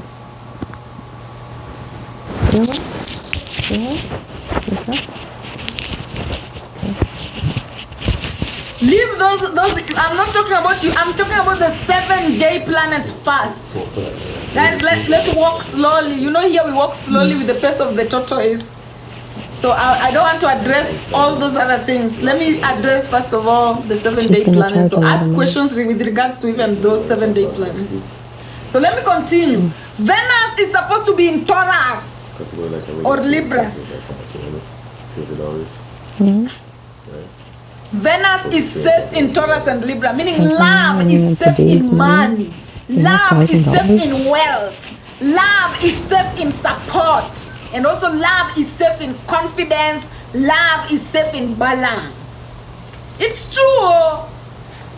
If you want to love and there's no money, my friend, you're going to suffer. Even if you pretend that, oh, you know us, we love each other, you will suffer deep down until you die in that suffering. Something you brought. Goodbye. Love is only safe in support. Love is only safe in wealth. Love, and that is the reason why in Africa, before you married anybody's daughter, you had to bring cows to show the parents that, hey, wealth is here, wealth is here, wealth is here. That cow is the wealth, the buffalo is wealth. Her money. Because love is only safe in support. And support is wealth. Support is Osiris, Asar. That is wealth. So love is only safe in wealth. African women, listen to me, love is only safe in wealth. If there's no wealth, love will not be safe. It will run away. It will run away. And you know wealth is support. Your ability to support yourself is what makes you wealthy. 160. Your ability to support yourself is what makes you wealthy. So now Venus is safe in Taurus and Libra. Also love is safe in That's if you confidence get those numbers. and balance. Your ability to balance yourself. Also that can open door for love to live there. So if there is no wealth, then there must be There's hope in numbers balance. reality, right? Proper So as long balance, as the proper numbers are there, I'm not confidence. If saying there's it's no not there, confidence, then remember, it works out. remember balance is nyash. Remember balance is the cushion for manifestation. Remember balance is confidence. Libra energy is nyash. So love is either safe in nyash for men. For men, they look at nyash. I don't care about if they, black, they know, but and that's these pretty things good. are Like, intrinsic. for African her men will always look at that's good nyash. exposure. It encourages love for them naturally, and that is Libra energy. And then African women will always look for wealth. There's always something That to is gain from Taurus people energy ahead of you. when it comes to Ahead of you. love. So for men, love is safe in nyash. If a woman doesn't have nyash, your children will suffer coming to this particular dimension. And for women, if your man doesn't have wealth, then you're going to suffer in that particular situation. Me, I don't care whether you feel bad about me saying that or not. The truth has to be said. So now, Venus is supposed to be in Taurus or Libra to mean that your ability to love yourself and be in unity with Ubuntu is inside your ability to support Which yourself travels all and over the balance country. and be confident And in yourself. some But if your crazy ass ancestors number did of not girls manage to love themselves, sells out. nor be in unity with Ubuntu. Remember, And love it's is unity no with less than Ubuntu. $5,000. Love is unity with US Ubuntu, per unity with session. all. And they sell out. Anytime you're not united with all, And there's nobody that is there. the opposite of Just love. NCAA X. So love is what brings That's it. unity Like, this with is Ubuntu. gonna be And it. people who It's are gonna be wealthy, fun. they're always connected. Even if you don't know, even if they don't like or act like this, the moment you hit wealth, you automatically feel connected to all and separate from none. I am because you are.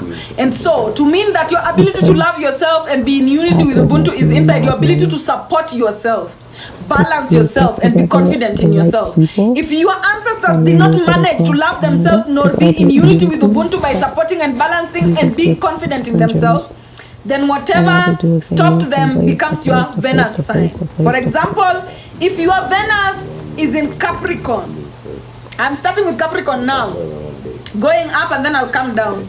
So Aquarius and Pisces, relax. I'm starting with Capricorn. So if your Venus is in Capricorn, it means that your ancestors could not love themselves and be in unity with themselves and Ubuntu because they couldn't rest and restrict over expansion. They could not be useful to themselves. When supporting and balancing themselves. Okay, wait. For example, if your Venus is in Capricorn, it means that your ancestors could not love themselves, be in unity with the Ubuntu because they couldn't rest and restrict over expansion.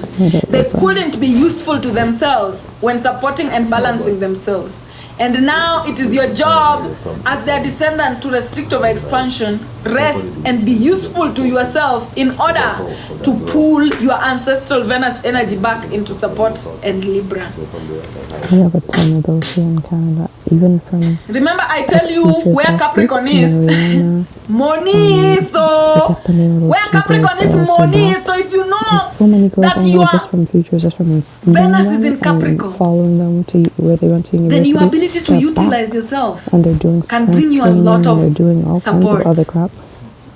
Your ability to utilize yourself is directly tied to your support system. If you are useless to yourself, if your Venus is in Capricorn, then it means your ancestors were useless to themselves. Different times. So they don't know. And we don't. And so it's your job to be useful to yourself, and you being And useful to they're yourself just is so going to bring you small, some so they can money post and it enough where they're balance. just You being gone useful to 3 yourself is going to times grow you per some year, that's nyash. That is going to make you tap into the love energy. Because it's like, you know, Now, if your Venus is in Sagittarius, then it means that your ancestors were not able to love themselves, to support themselves, to balance themselves, because they did not adventure to see options, other options.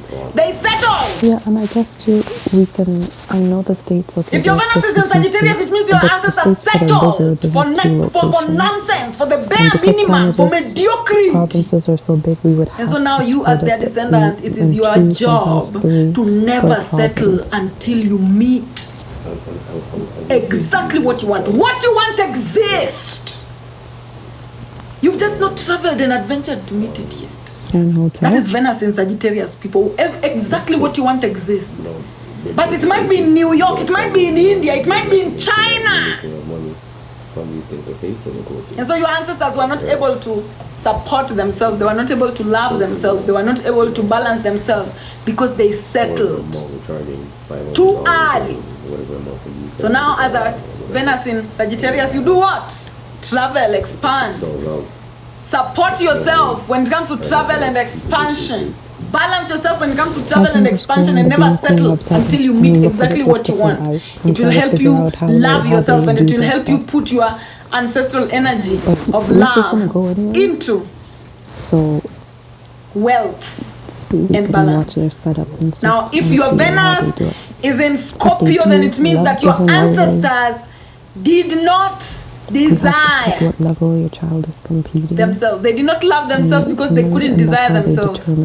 They did not support themselves because they couldn't desire themselves. They did not balance themselves because they couldn't desire themselves. So they were too masculine. They were too like if they were feminine, they were. Remember, legacy is maternal.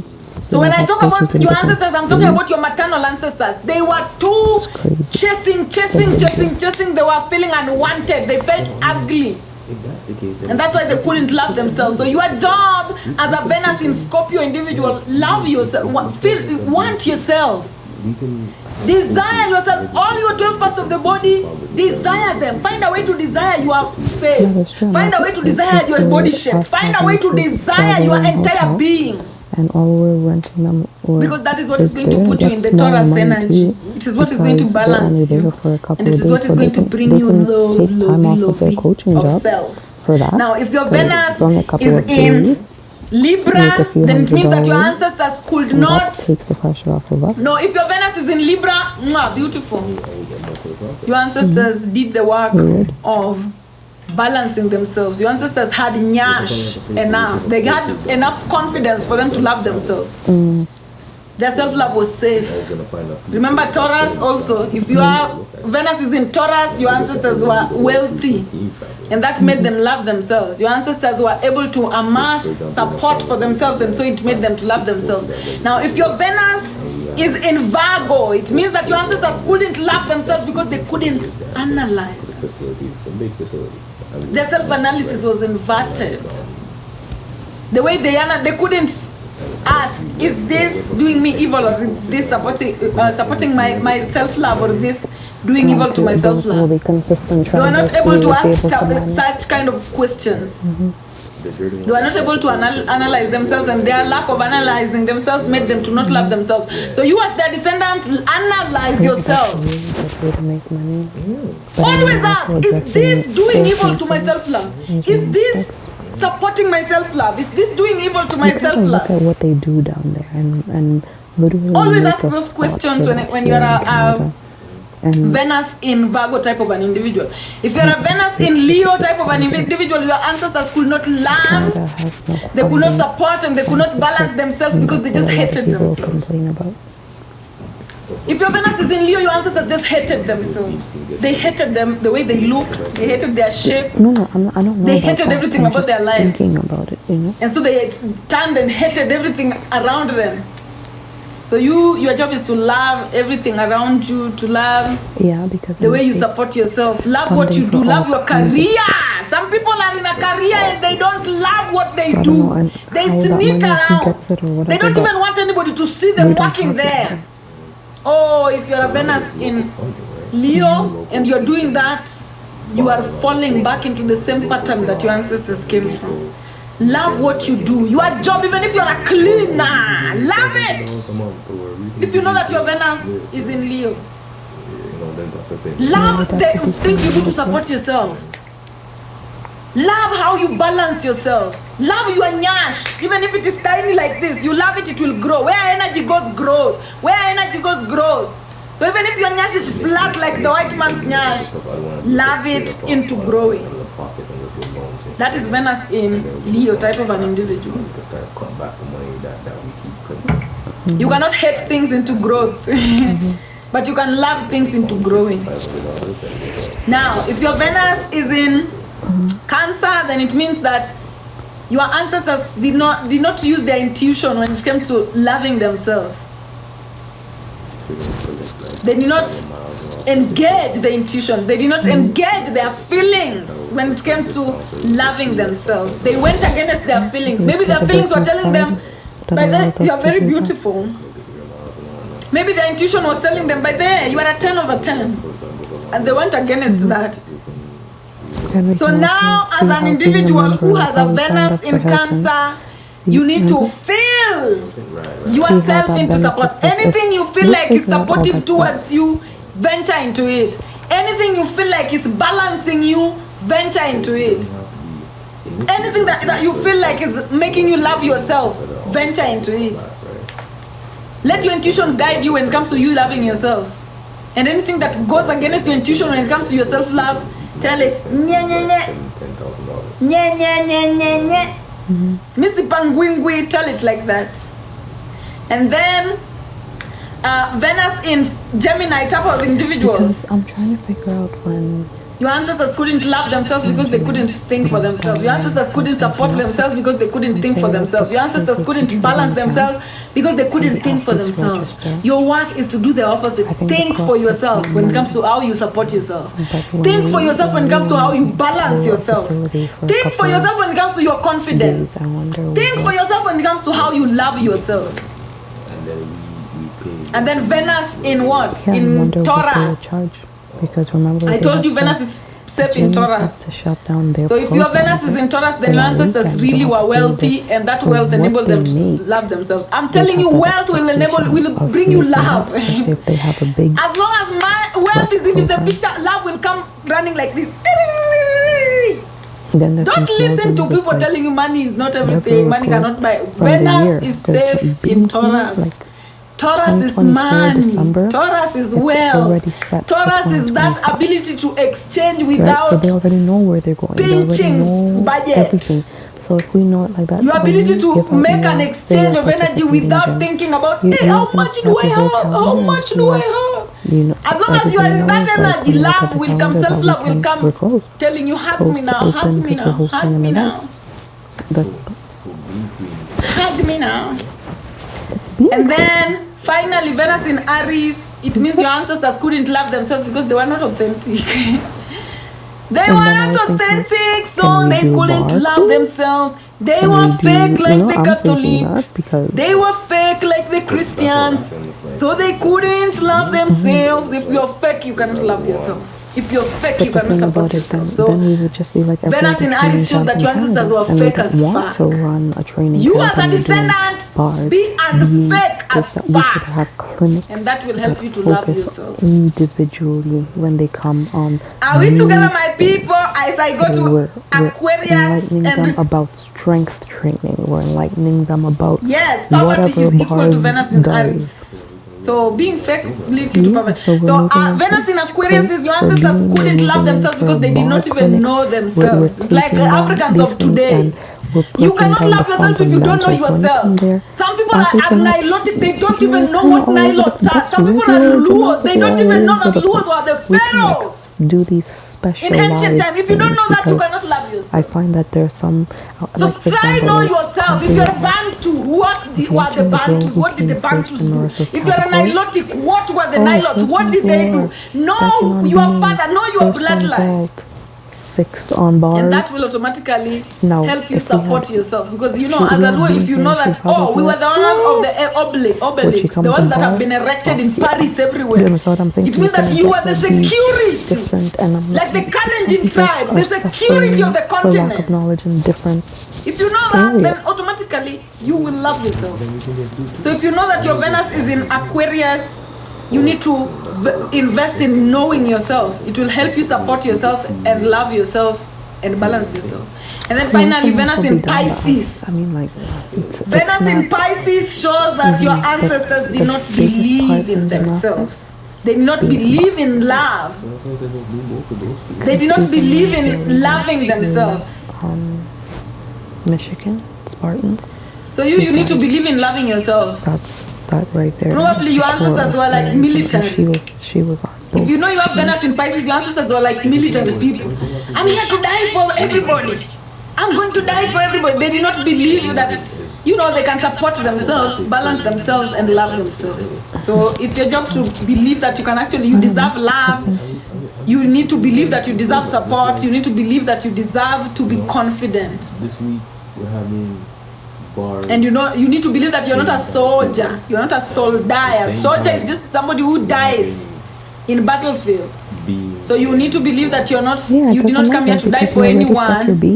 And you need to believe that you deserve to be loved, supported in order for you to If expand. they're overlapping, then you have to be concerned about that. But if I'm they're going not to be moving overlapping, now to then you have your dates Saturn. and you move through the whole year. And the whole Saturn. year is set because you've already from last year talked to the presiding gymnastics Yeah, people. Jesus You did not talked to even the exist, coaches. though. Everybody's booked. It's done. Go watch Done deal. Agora. Watch Agora. Guys, if you cannot Yes, subscribe, watch kindly follow the host. If you love what we're doing here. Also, just be authentic. If you feel like I'm doing nonsense here, pack your bags and leave. If you feel like the message I'm doing here is amazing, follow the host. Follow the host, follow the You host. can make money doing anything. Follow the host, You follow can the just kind of host, start it so up that by we yourself can with grow your and friends. It obviously expand. And has every to time I be go well live, thought you out, get but there's a notified. need for this stuff, and when you work your business based on your So now authenticity, Saturn is which set means in Capricorn, look what we're going exactly. through with our daughter. Thank you very much, Miss Look at all Soso. the shit all the holes we see. Look at all the problems Saturn we see. is set in Why would Capricorn we and Saturn not comes sit every here and be Saturday. like, let's figure To mean out that your how to, ability to rest and do restrict over men's expansion, football. your ability to be Stupid. useful to You yourself is inside your based on your the fact that ability you to even have a be rest passion and restrict over about expansion is helping inside your these ability to girls be useful to yourself in general, because and it allow benefits not our child. yourself to be And misused that's why I by know. anybody. Yeah, and that's how I know For I you to would rest, be more You must. into it, Your ability to rest is inside your ability to be useful to committed to yourself. it. People who are useless to themselves are the ones who allow themselves to be misused. People who are useless to themselves are the ones who can't rest. The boss is always saying, hey, can you show up today? Hey, can you show up the mother? Hey, can you show up the sister? Hey, can you do that? Hey, everybody is giving you work to do. You have too much work to do, so much that by the time the week is ending, you have not And rested. from our first event, You are useful to what everybody we else made, but now it's yourself. building, so we have to make sure we That can is fund opposite of at Saturn least 6 image. months of this. And that if is the we reason can why fund that, Christians, they then hate you know moving Saturn. forward, money's gonna start building, and then it's Religion gonna hates become Saturn a because lot of religion is a spirituality of self-misuse. Okay, and even that, just to be. They misuse you themselves, have they to have collect that money, they give the next pastor. buffer zone, When so the if things pastor go does wrong, you're nothing not but just scrambling, read the right? Bible for them. So, A Bible that and they can then the read by great thing about themselves. it, like I say, I don't. They misuse themselves by Yeah, but if putting it all just the goes time into out, the Vatican. it's not And yet like- them, they're poor. It's They are not languishing in poverty. All the money goes to the Vatican. right. Religion but at the is same time, the- you would want it to become something I don't even want to substantial call it and to be here for spirituality. years to come, right? It is And the if we fraternity. Really Of care about self-misuse. the athletic people or It is community a fraternity in of Canada, self-misuse. we can And that's why expand they hate it Saturn. Because you know what? into running, we can Saturn expand gives, it into Saturn shows you that whatever, you but don't have the understand, whole right? day. Because Saturn athletics shows is you you like a don't big have the part of whole our day life, to and it do could what be you like that promised you for are a going to reason. do. We If could time find passes, the- Saturn comes and like tells you, different Madam. angles of things where athletes, Simation. all athletes Saturn on is the the whole one that could be comes to the suffering. exam and I'm not collects saying the we have to papers. expand After into the it, clock but it rings, could possibly that the examination time is all over, different Saturn types is the of one that's coming to clinics, collect the papers. right? So some most people don't like it could go Satan, that way and you because should we see comprehend how them. in Canada, Understand them when they don't like Satan, because to Satan is the one that. the lack And of if you see somebody that doesn't like representation, Satan, lack just of- know that there are people who, by the So time the papers are we being decide to collected, go they've that only route, answered two we could be questions. starting something brand They did not new, read. for up and Useless to coming themselves, because by the time people were reading, then they were busy pleasing other people. So by the time Satan is coming to collect the papers, they're very mad at Satan because they've only answered two questions. And Satan is there to tell you, you don't have the whole day, my friend. In this particular universe, in this particular multiverse, you don't have the whole day. There's a restriction. There's a restriction. So if you spend the time that you're supposed to be spending to do what you're supposed to be doing, to please other people, then by the time Satan is coming, you've not finished what you're supposed to be doing. And so Satan comes and tells you, Omera, let a paper happen, and Satan is scared. You see the way the lecturers were very scary, the teachers were very scary when it comes to collecting papers. Satan is like that. Very scary. You are not finished. Shauri yako. Shauri yako unatoka hapa. And it is Satan also the one that brings death. Because you know on this particular planet you misuse yourself long enough, Satan comes and tells you, Omera, sasa toka wewe, misuse. Now it's your time to leave. Satan is everybody that dies, it is Satan. Rest. You know, Luos will tell you when you die you're going to rest. Kiswahili will tell you ukikufa unaenda kupumzika. English, when you die you're going to rest. Why do you go resting? Because now you are being restricted from misusing yourself. You are being restricted from over expanding. So anytime you see somebody die, know that Satan has come to collect them because time is over. Time is over. Now it's time for them to rest, for their paper to be marked. And some people, you know, they get given time here to do what they're supposed to be doing. Remember, Satan comes at the age of 27. Satan drops you here from first age and tells you, Omera, you have a plan to Milele. Eh? Yeah, this is I'm coming easier. at 27 years to see if the plan is ready. This is easier. From age 1 up to age 27, that is the time you have with Satan. Because we're talking and That is the examination see time from many ages different 1 aspects of it. to age and I have no 27. problem calling gyms. 28, I have no 29, 30 if you're a late bloomer. You know, But if you're an I early could bloomer see from the age 1 path, to age then it's 27, gonna be easy to Satan get gives you together. time I just to don't know if we have to prepare go through for your Gymnastics journey to Ontario Milele. or if we have to do anything with them. He tells Or you, if we're just oh, doing our you own said you were thing. going to learn how to Just sew. few things Okay, to you have figure that out. time, learn how to sew. Oh, you said you wanted to be an actress in the great circle of life. Okay, learn how to be an because actress every during that time. single Oh, you gym said you that wanted to be a opens, doctor. Okay, work or learn how not, to be a doctor in that time. When Satan and comes they're at the age there of with 27 and you have not with done what you said you counseling, would do, Gymnastics Ontario's there and they Satan now post it on their website and all kinds of stuff. or collects you. So they're like the leading body for Ontario. If you did not The do what you had government planned to body, do, maybe you did a little disease. If you did not do at all, Satan collects Something you. that we're trying to do then. So notice, even in the human population, people always get chronic illnesses at the age of 27, 28, 29, 30. You know what I mean? People die a lot at the age of 27, 28, 29, 30. Why? Satano coming back. That's why the Christians, they fear Satan so much. Because they You are just have lazy. to pitch them. Now, let me just like continue. to pitch the bank, your whole process. We People who would are have to lazy just fear start learning Satan. from that And it is perspective. justified. Satan is safe in Capricorn to mean that your ability to rest and restrict over expansion is inside your ability to be useful to yourself and allow yourself to not be misused. What? But if your ancestors allowed themselves to be misused so much that they could not rest, then whatever the reason, whatever that reason was that made them to be misused or allow themselves to be misused, will be your Saturn sign. For example, if your Saturn sign is Pisces, let's now start Pisces going up. If your Saturn sign is in Pisces, it means that your ancestors were misused because they did not believe in themselves.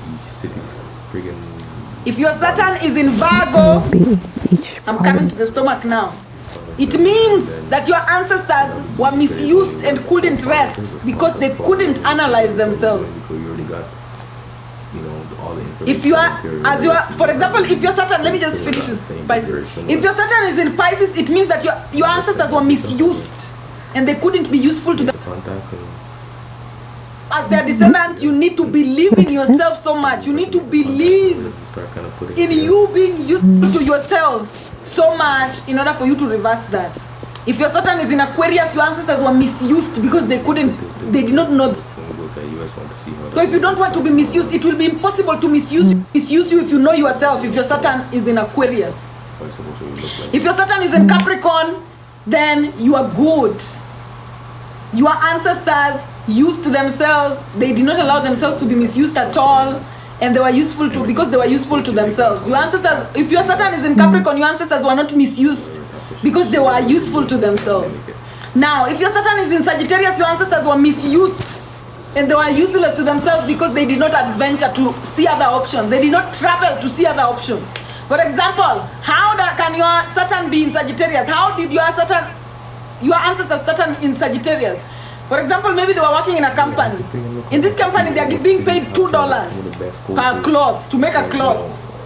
But then there is a company that is paying $18 to make the same clothes. But because your ancestors did not travel to see that, that company is paying $18. And here we're being paid $2 for the same one. There's a guy. So that is what makes your Saturn in Capricorn. It means that they did not travel and adventure to see other options. So they settled. And your job as a Sagittarius, Saturn, you need to travel and adventure before you settle for certain usefulness, before you settle for certain job, before you settle for any job. Make sure you know. Run something. Some people, even they work in the same company, they're doing the same job, but somebody is being paid more than the other. And this one will never know because they don't gossip. Encourage gossip when you're somebody who is a Saturn in Sagittarius. They may give us a total list. Emails. Now, Saturn in and then we can do Libra. mass email. If your Saturn is in Libra, your ancestors were misused because they did not believe in. They were not confident. They were not balanced. They did not have nyash. So they were misused. Your job is to grow your nyash. Be very confident in yourself. And that will allow you. Your nyash even can allow you to literally have a job. If you're somebody who your Saturn is in Libra, your nyash can bring you money. Your nyash can bring you money. Now, if your Saturn is in Scorpio, then it means that your ancestors were misused because they did not. They felt they were ugly. They felt they were unwanted. But it's funny though. They felt like they were, chasers.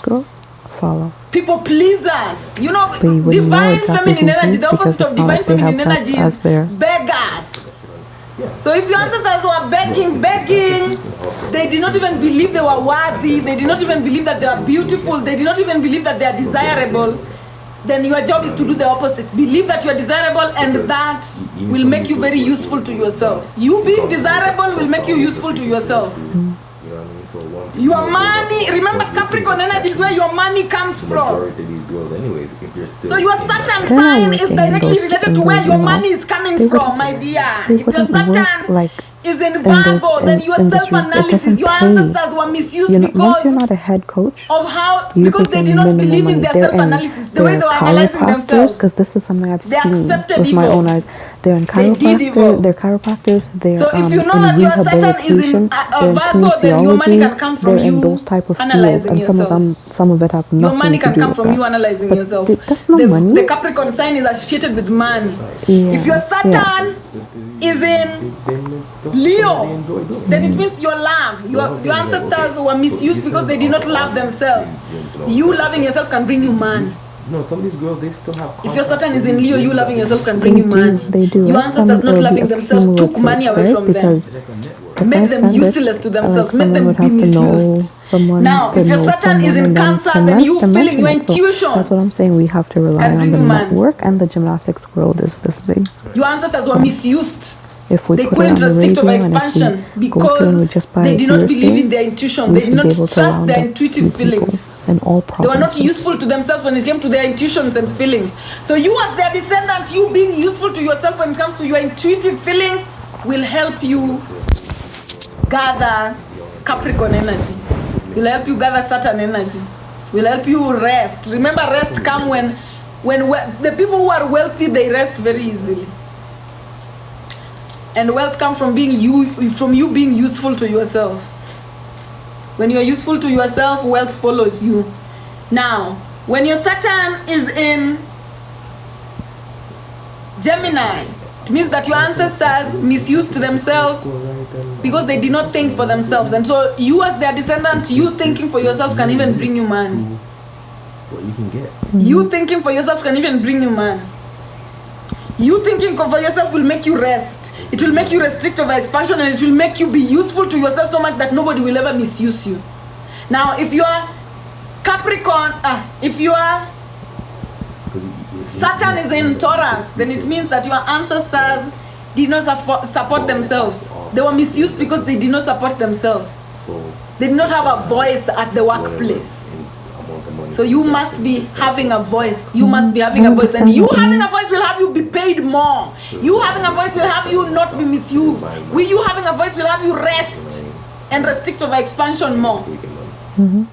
It will have you not fall into a state of fatigue. Now, Aries, if your Saturn is in Aries authenticity, it means that your ancestors were not authentic when it came to them being useful to themselves. And that is what made them be misused. So as their descendant, if your Saturn is in Aries, you need to be very authentic when it comes to how you utilize yourself. Be very authentic when it comes to how you are useful to yourself. Be very authentic when you need rest. And when you are authentic, nobody will ever misuse you. And your money can come from you being authentic. Your money can come from you being authentic, especially if you are an artist. Your money can come from you being authentic, and the poverty will come from you being inauthentic. You being useless to yourself will come from you being inauthentic. Is there a sign I've passed without saying? I said Gemini, thinking for yourself. If your Saturn is in Gemini, then it means your ancestors were misused because they couldn't think for themselves. So if you want to be useful to yourself, you must think for yourself. Yeah. If you want to be useful to yourself, you must think for yourself. If you want to rest, you must think for yourself. We just have to make sure that we have enough money to add on to it. Sweetie, my Capricorn is in Leo. Listen to Dillon Forever. Dillon Forever is a very young girl. Dillon Forever, don't laugh at Dillon Forever. Now Dillon Forever is saying my Capricorn is in Leo. Did you mean to say your Saturn is in Leo? Your Saturn is in Leo. If your Saturn is in Leo, then it means that you not loving yourself is what made your ancestors to be. Your ancestors not loving themselves made them be misused. It made them to not rest. So you loving yourself, just loving yourself, loving who you are, loving your essence, loving how you utilize yourself.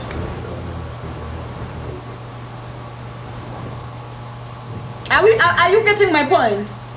Your ability to love yourself is what, just loving yourself. I don't know how I can put that for you, but you're just not hating yourself. Never hating yourself will really help you restore your ancestral Capricorn energy. Yeah, it's the same thing that I'm talking about. Knowing yourself, Aquarius. If your Saturn is in Aquarius, then it means your ancestors were misused because they did not know themselves. They were ignorant. So you must venture into your history. Are you a Bantu? Are you Nilotic? Because at the end of the day, history is dawned back to Bantu and Niloids, feminine and masculine spirits. And then what is your tribe? Where do you come from? What can you do? Know yourself. If I know that this is a cup, then I'll know that I use a cup to put water. If I know that I'm tall, then I'll know that I can be a model. If I know that I'm knowledgeable, then I know I can be a teacher. So know yourself.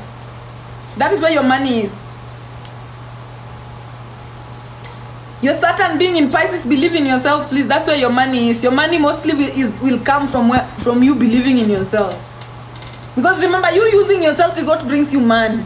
So you believing in yourself will somehow money will come out of there. Even if you're a dancer, What? some dancers don't believe in themselves, some do. I might Dancers have who it. believe in themselves make more money than dancers who don't Oh, believe in something themselves. came? It's like that. So up to that particular point, guys, I think I'm Oh, that can't be exhausted. from me. Lavender, thank you. Thank you so much. But guys, I've spoken about everything. Where are you guys? Where were you when I was telling everything? You know I don't like to repeat. So my students, please, if you want me to repeat for you, tell me where you were when I If was you talking want about to, that you can shit. go ahead. Thank you, Nulu. I will start to punish you. I will start to be a teacher who is punishing students. I will start now to punish students who are at your fell asleep. You see, like students who fall asleep in my class, you are, bring me your ear. Bring me your ear, I pinch it a little bit. How can you fall asleep in class?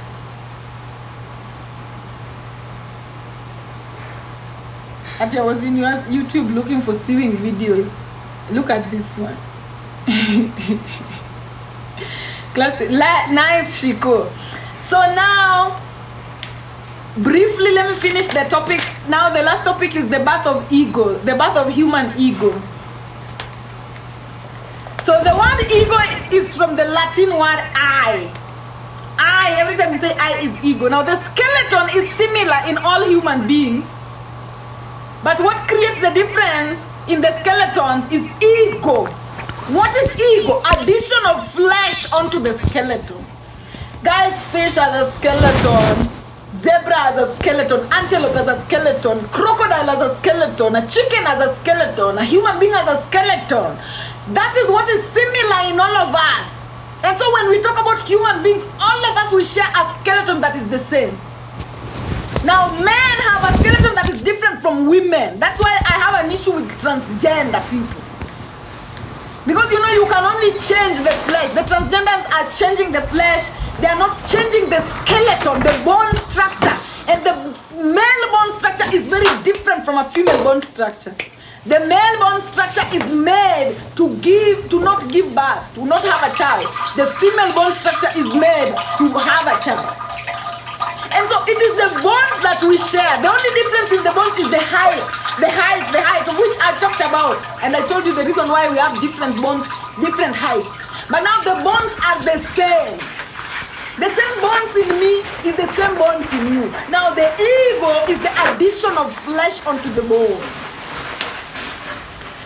The process of adding flesh onto your skeleton is what creates the ego. Ego can be supportive to your skeleton, and ego can also be destructive to your skeleton. Some people have an ego that is destroying, that is too heavy on their skeleton, that is deforming their skeleton, while other people have an ego that is making the skeleton to morph, to expand, to upgrade. So ego can be on either side. Either it is supportive to your skeleton. Let nobody ever tell you that you have so much ego. Drop your ego. Is your ego supportive to your skeleton? If it is supportive to your skeleton, it is good for your essence. Is your ego destructive to your skeleton? If your ego is destroying your skeleton, if the flesh you are adding onto your skeleton is too heavy for the skeleton, it is breaking the skeleton on the inside, it is deforming the skeleton, then that's a terrible ego. That's how you see ego. You can see ego from looking at how the flesh is sitting on the skeleton. You know, people like to misuse the word ego. They just walk around telling everyone, you have ego, you have ego. Sometimes they even tell people who are very healthy, whose skeletons are very happy. If your skeleton is happy inside of you, you have good ego.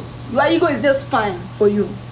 But if your skeleton is unhappy inside of you, your ego is terrible. We don't care whether you are an empath or you don't, you walk like, hey, you don't do anything. Your ego is terrible for you. You cannot hide. The writings, they stay on the walls. So now the skeleton is Gog or God. The skeleton is either God or God. It is either generative it's either generative or it is destructive. There are certain skeletons that develop egos that are destructive to the planet and to themselves. And then there are certain skeletons that develop egos that are good and productive to both to themselves and to the planet. Now, the addition of flesh onto the human skeleton has the ability to morph human beings into individual patterns, individual auras, individual shapes, and individual sizes. Somebody's telling me to give an example. An easy example is a fat individual. When you are too fat, your skeleton starts to break. Your skeleton is carrying too much weight. It is being destroyed. And this is something that people know. And then when you just have enough flesh for your skeleton can carry. It is not overburdened. It is not burdened by too much flesh. Yeah, there are certain diseases also that affect the bones. If you have diseases that affect the bones, it is pointing to you having an ego that is destructive to you. And if you are, if you are healthy in the bones, then you have a good ego. Is at that, as simple as that. So now the flesh or the ego, what is ego? Ego is the flesh. That's why they say the ego does not go anywhere. It stays on this particular dimension because it is the flesh.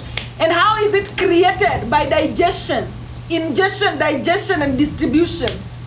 So the ego stays on this particular dimension because it is the flesh. It belongs here. So now ego is built using the 7-day planets, which morphs every individual into their preferred avatar and aesthetic. It is your 7-day planets that I've talked about just now that morph you as you harvest it, It is the one that give you your aura. It is the one that give you the aesthetics. How you dress, Sagittarius energy. How you present yourself, how you walk, Taurus energy. Poor people walk anyhow. Rich people, when somebody is rich, even the way they walk, even their walking style is different. And then when somebody is poor, they just drag around. So your aesthetics, they come from your harvest of the 7 houses, of the 7 pillars, I mean. Yeah, and that is Taurus energy. So ego is neither good nor bad. Ego is the result of every individual's reaction. Ego is neither good or bad. Ego is the result of every individual's creation using the 7 days. I told you as we were starting this class that life is a repetition of 7 days. When you are 30 years old, you are a composition of 7 days repeated until they form 30 years. When you're 50 years old, you are a composition of 7 days repeated until they form 50 years. When you are 18 years old, you have a repetition of 7 days harvest until they form 18 years old. So ego is the result of your 7-day harvest. That is what is plastered on your skeleton. So now, the ego is what is achieved after the utilization of 7-day planets to either build and better your ancestors, what your ancestors left behind, or destroy and shrink what your ancestors left behind. You use the 7 days to either build and better what your ancestors left behind, or shrink and destroy what your ancestors left behind. Those are the 2 ways that you follow. And the creation of those are both ego. So we are all united by skeletons in Ubuntu. Skeletons is what forms Ushirikina. It is just bones formed into different structures. And when you go to amphibians, they have their own structure of bones. You go to the apes, they have their own structure of bones. You go to the reptiles, they have their own structure of bones. You go to the human beings, they have their own structure of bones. These bones are arranged differently, in different dimensions. And that is what we share, and that is what is called ushirikina, that is what is called Ubuntu. All of us are connected with a skeleton. So as long as you have a skeleton, you are connected to, you are quantumly entangled with everything that has a skeleton. So we are all united in Ubuntu by the skeletons, but it's the ego that gives us individuality. It is the flesh. Even among apes, among reptiles, their skeleton is the same, but the flesh is different. Among human beings, the skeletons we have are the same, but the flesh that gets to be plastered on that particular skeleton is what is different. And that is what we call ego. So the 7-day planets are composed of ingestion. Listen, this is what you do on the 7-day planets. Every day you wake up, it's either you are ingesting energy, both physically and spiritually. Where every day, every 7 days, you are ingesting energy, both physically and spiritually, and then you are digesting that energy that you ingested, and then finally you are distributing that digested energy to act as building blocks to your ego. So each and every 7 days, what happens? In short, you are ingesting energy spiritually or physically, and then you are digesting those energies. When at your job, it doesn't matter what you do. At the end of the day, it narrows down to you ingesting energies physically or spiritually, and then you digesting those energies, and then after digesting that energy, it is distributed to create your ego. That's what all that happens during the 7 days. So some people, they ingest the energy through teaching. Some people, they ingest the energy through farming. Some people, they ingest the energy through working in office. Some people, they ingest the energy through, creating. Whichever job that you do, whichever thing that you do every 7 days, you are ingesting. After you ingest, you are digesting. After you digest, you are distributing to create your ego. So after this class, 402 of you, I don't want you to hear you say that, oh, ego is good or oh, ego is bad. Ego is neither good nor bad. It is your own individual business. Ego is what makes us individuals. Without the ego, we are all skeletons with zero flesh. So it is the ego that makes you an individual. And your ego being good or bad, it is up to you. Because it is your skeleton that you will either butcher or make, expand, and upgrade. It's your own skeleton first that will suffer if you are not harvesting. So, that brings me to the end of this particular class. I'm so proud of myself, about my lips, Yeah, it seems we've broken a generational cycle. So let me add some little bit.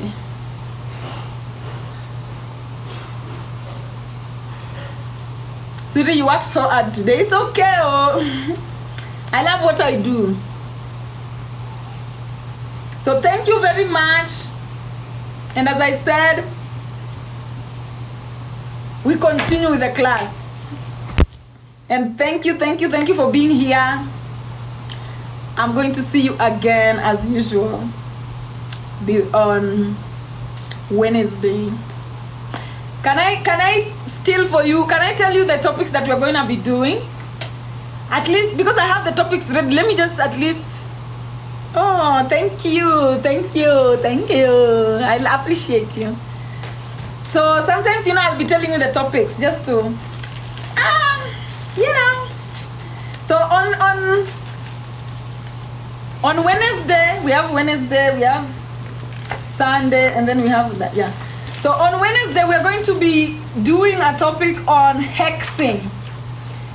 Hexing, casting of spells of Isis, and just, portals of spell work.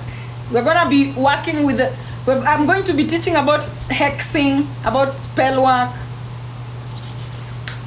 Yeah, and then on Sunday, after Wednesday we have Sunday, I'm going to be focusing deeply now on women and menstruation and manifestation. Women, menstruation and manifestation. Women, so next Sunday is all going to be about women, menstruation, manifestation. and all that.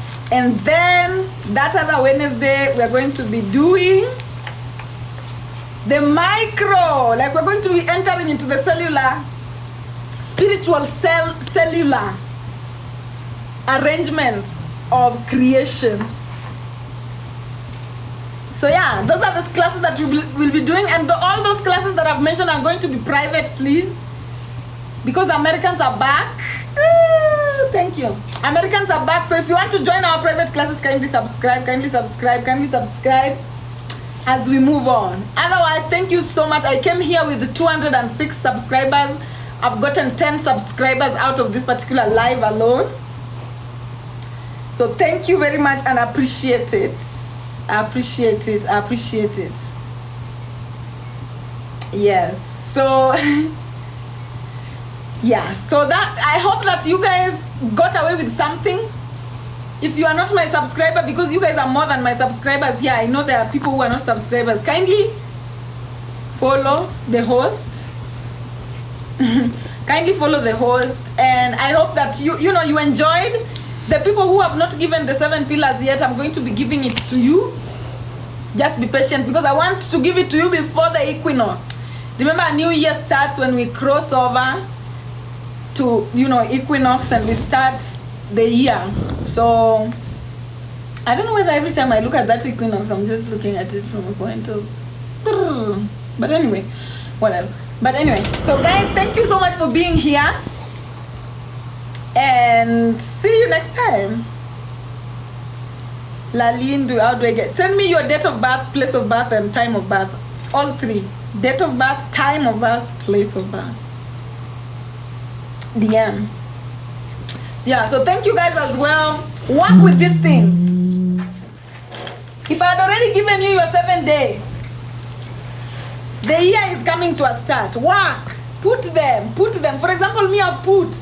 Let me just read you 2 of them so that you see how I put them. So for example, me, my Sunday, I've written, my ancestors didn't know themselves, so they couldn't. My sun is in Aquarius. So this is what I've written. My ancestors didn't know themselves, so they couldn't see themselves as love and Ubuntu every Sundays. It is now my job, and I'm willing to know myself so that I can now see myself in love and Ubuntu. And then on Monday, my moon is in Cancer, so it is aligned. So I said, I thank my ancestors for feeling themselves, for using their intuition, for feeling the truth of their intuition. And now it is easy for me to feel my own intuition. So when you have a planet that is aligned, thank your ancestors for achieving that for you. If you have a planet that is misaligned, just tell your ancestors it's okay. Now I got it for you. I got you. I'm gonna align this so much that when I give back to a child, they'll come with an aligned planet. So if your planets are not yet aligned and you're giving back to a child, what are you doing? Kindly align the planets and then give back to a child who has. The goal is to give back to gods. The goal is to give back to gods. The goal is to give back to gods. So if you align your planets and then you give birth, you're going to be having children that are aligned. Our ancestors, most of our ancestors did not align it for us, but we don't blame them. It has been tough. Yeah.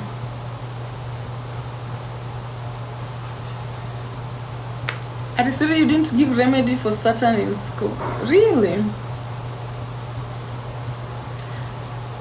If your Saturn is, just say you want me to repeat Nala. Don't say I did not give remedy, because I did everything. So that is you trying to misalign me when it comes to what I did. I did it, but you just, this is, and by the way, because Nala has done this, let me just tell you, sometimes don't allow people to tell you, oh, you did not, when you know very well you did. It is misaligning, and sometimes it can even misalign your own self-analysis. And also, if you're that type of a person who you are always, telling people, oh, you did not do it, when you know very well they did it, it can fuck up somebody's stomach. It can fuck up somebody's analysis. So always just be honest. Just say, oh, you said Scorpio, but me, I did not get it. It will help me analyze myself, because now when you tell me, oh, you did not do it, and I know I did it, you are you're gaslighting me. Just be honest. You are messing my self-analysis. And by the way, guys, even being in a relationship with someone who messes your self-analysis will even have your stomach swelling. Me, I've been in a relationship with somebody who was messing my self-analysis and my stomach was swelling as fuck. So sometimes even the people around you, be careful with the people around you. Be careful with the people around you. But anyway, Nala, reduce that. If you want me to repeat, just be honest that, oh, I missed it. Please repeat it. Don't come telling me that, oh, you did not do it. And you know very well I did it. So if yours, Capri, what were you asking? If yours, Saturn is in Scorpio, it means that your ancestors misused themselves because they did not desire themselves. They saw themselves as ugly. They saw themselves as unwanted. They saw themselves as not belonging. They looked down on themselves. And that is why they were misused. So as somebody who has Scorpio, in Saturn in Scorpio, then you want to do the opposite. Desire yourself so much. Be useful to yourself. Never look down on yourself. And that will give you will help you restore the energy that made your ancestors to be misused. So even you, not looking down on yourself, you not feeling unwanted, that will enable you to even make money out of that particular Scorpio energy. So remember, Scorpio energy is the divine feminine energy. It's the vagina energy. Vagina is the original Scorpio energy. So Scorpio energy is even creative energy. So your ability to desire yourself is also creative. It helps you create. So yeah, I hope now you comprehend it. Pole ndio mwendo.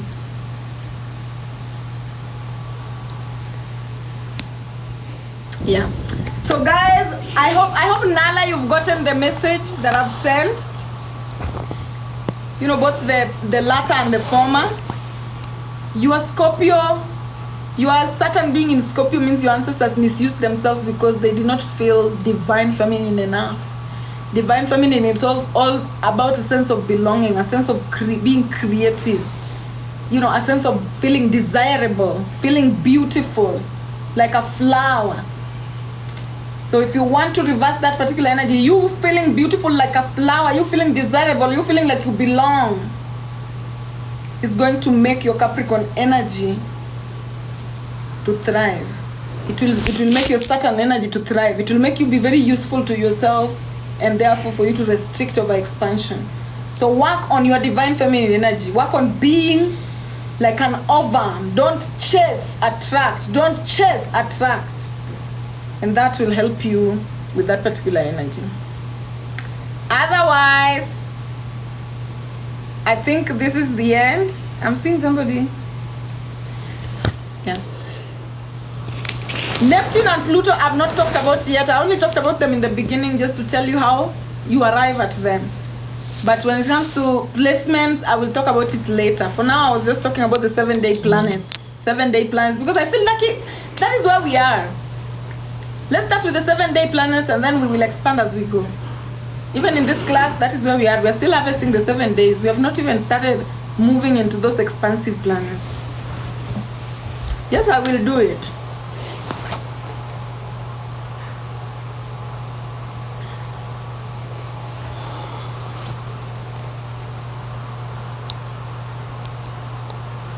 I got 7.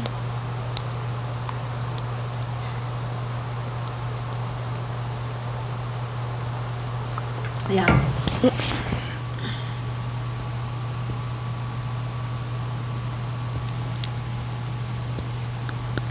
Jackie's Sticken, missed moon in Sagittarius. When your moon is in Sagittarius, it means your ancestors did not trust their intuition. They did not feel themselves. They did not soak in their intuition. Why? Because they did not travel to see different feelings, adventure feelings. So if you go and adventure into feelings, it's okay, Nala. If you go and you adventure into different feelings, then you're going to, like, your ancestors just did not trust in their intuition because they did not know that intuition exists in different forms. They settled in the ones that they had without adventuring to see, and maybe the ones that they had were wrong. I'd explain this for my 18-year-old. My 18-year-old, please find this person and find this person and explain it to them. I explained that to you. My youngest. I hope there's my 18-year-old is the youngest here. So my 18-year-old, find that person and tell them the moon in Sagittarius what it's about.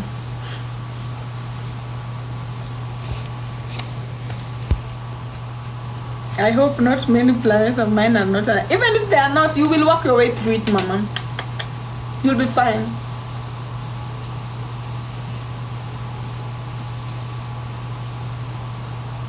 Bosom, I'm not seeing you with a subscription tag. Anyway, bye. I love you guys and see you next time. Au revoir. Au revoir. Au revoir. Oritiuru. Oritiuru. Oritiuru.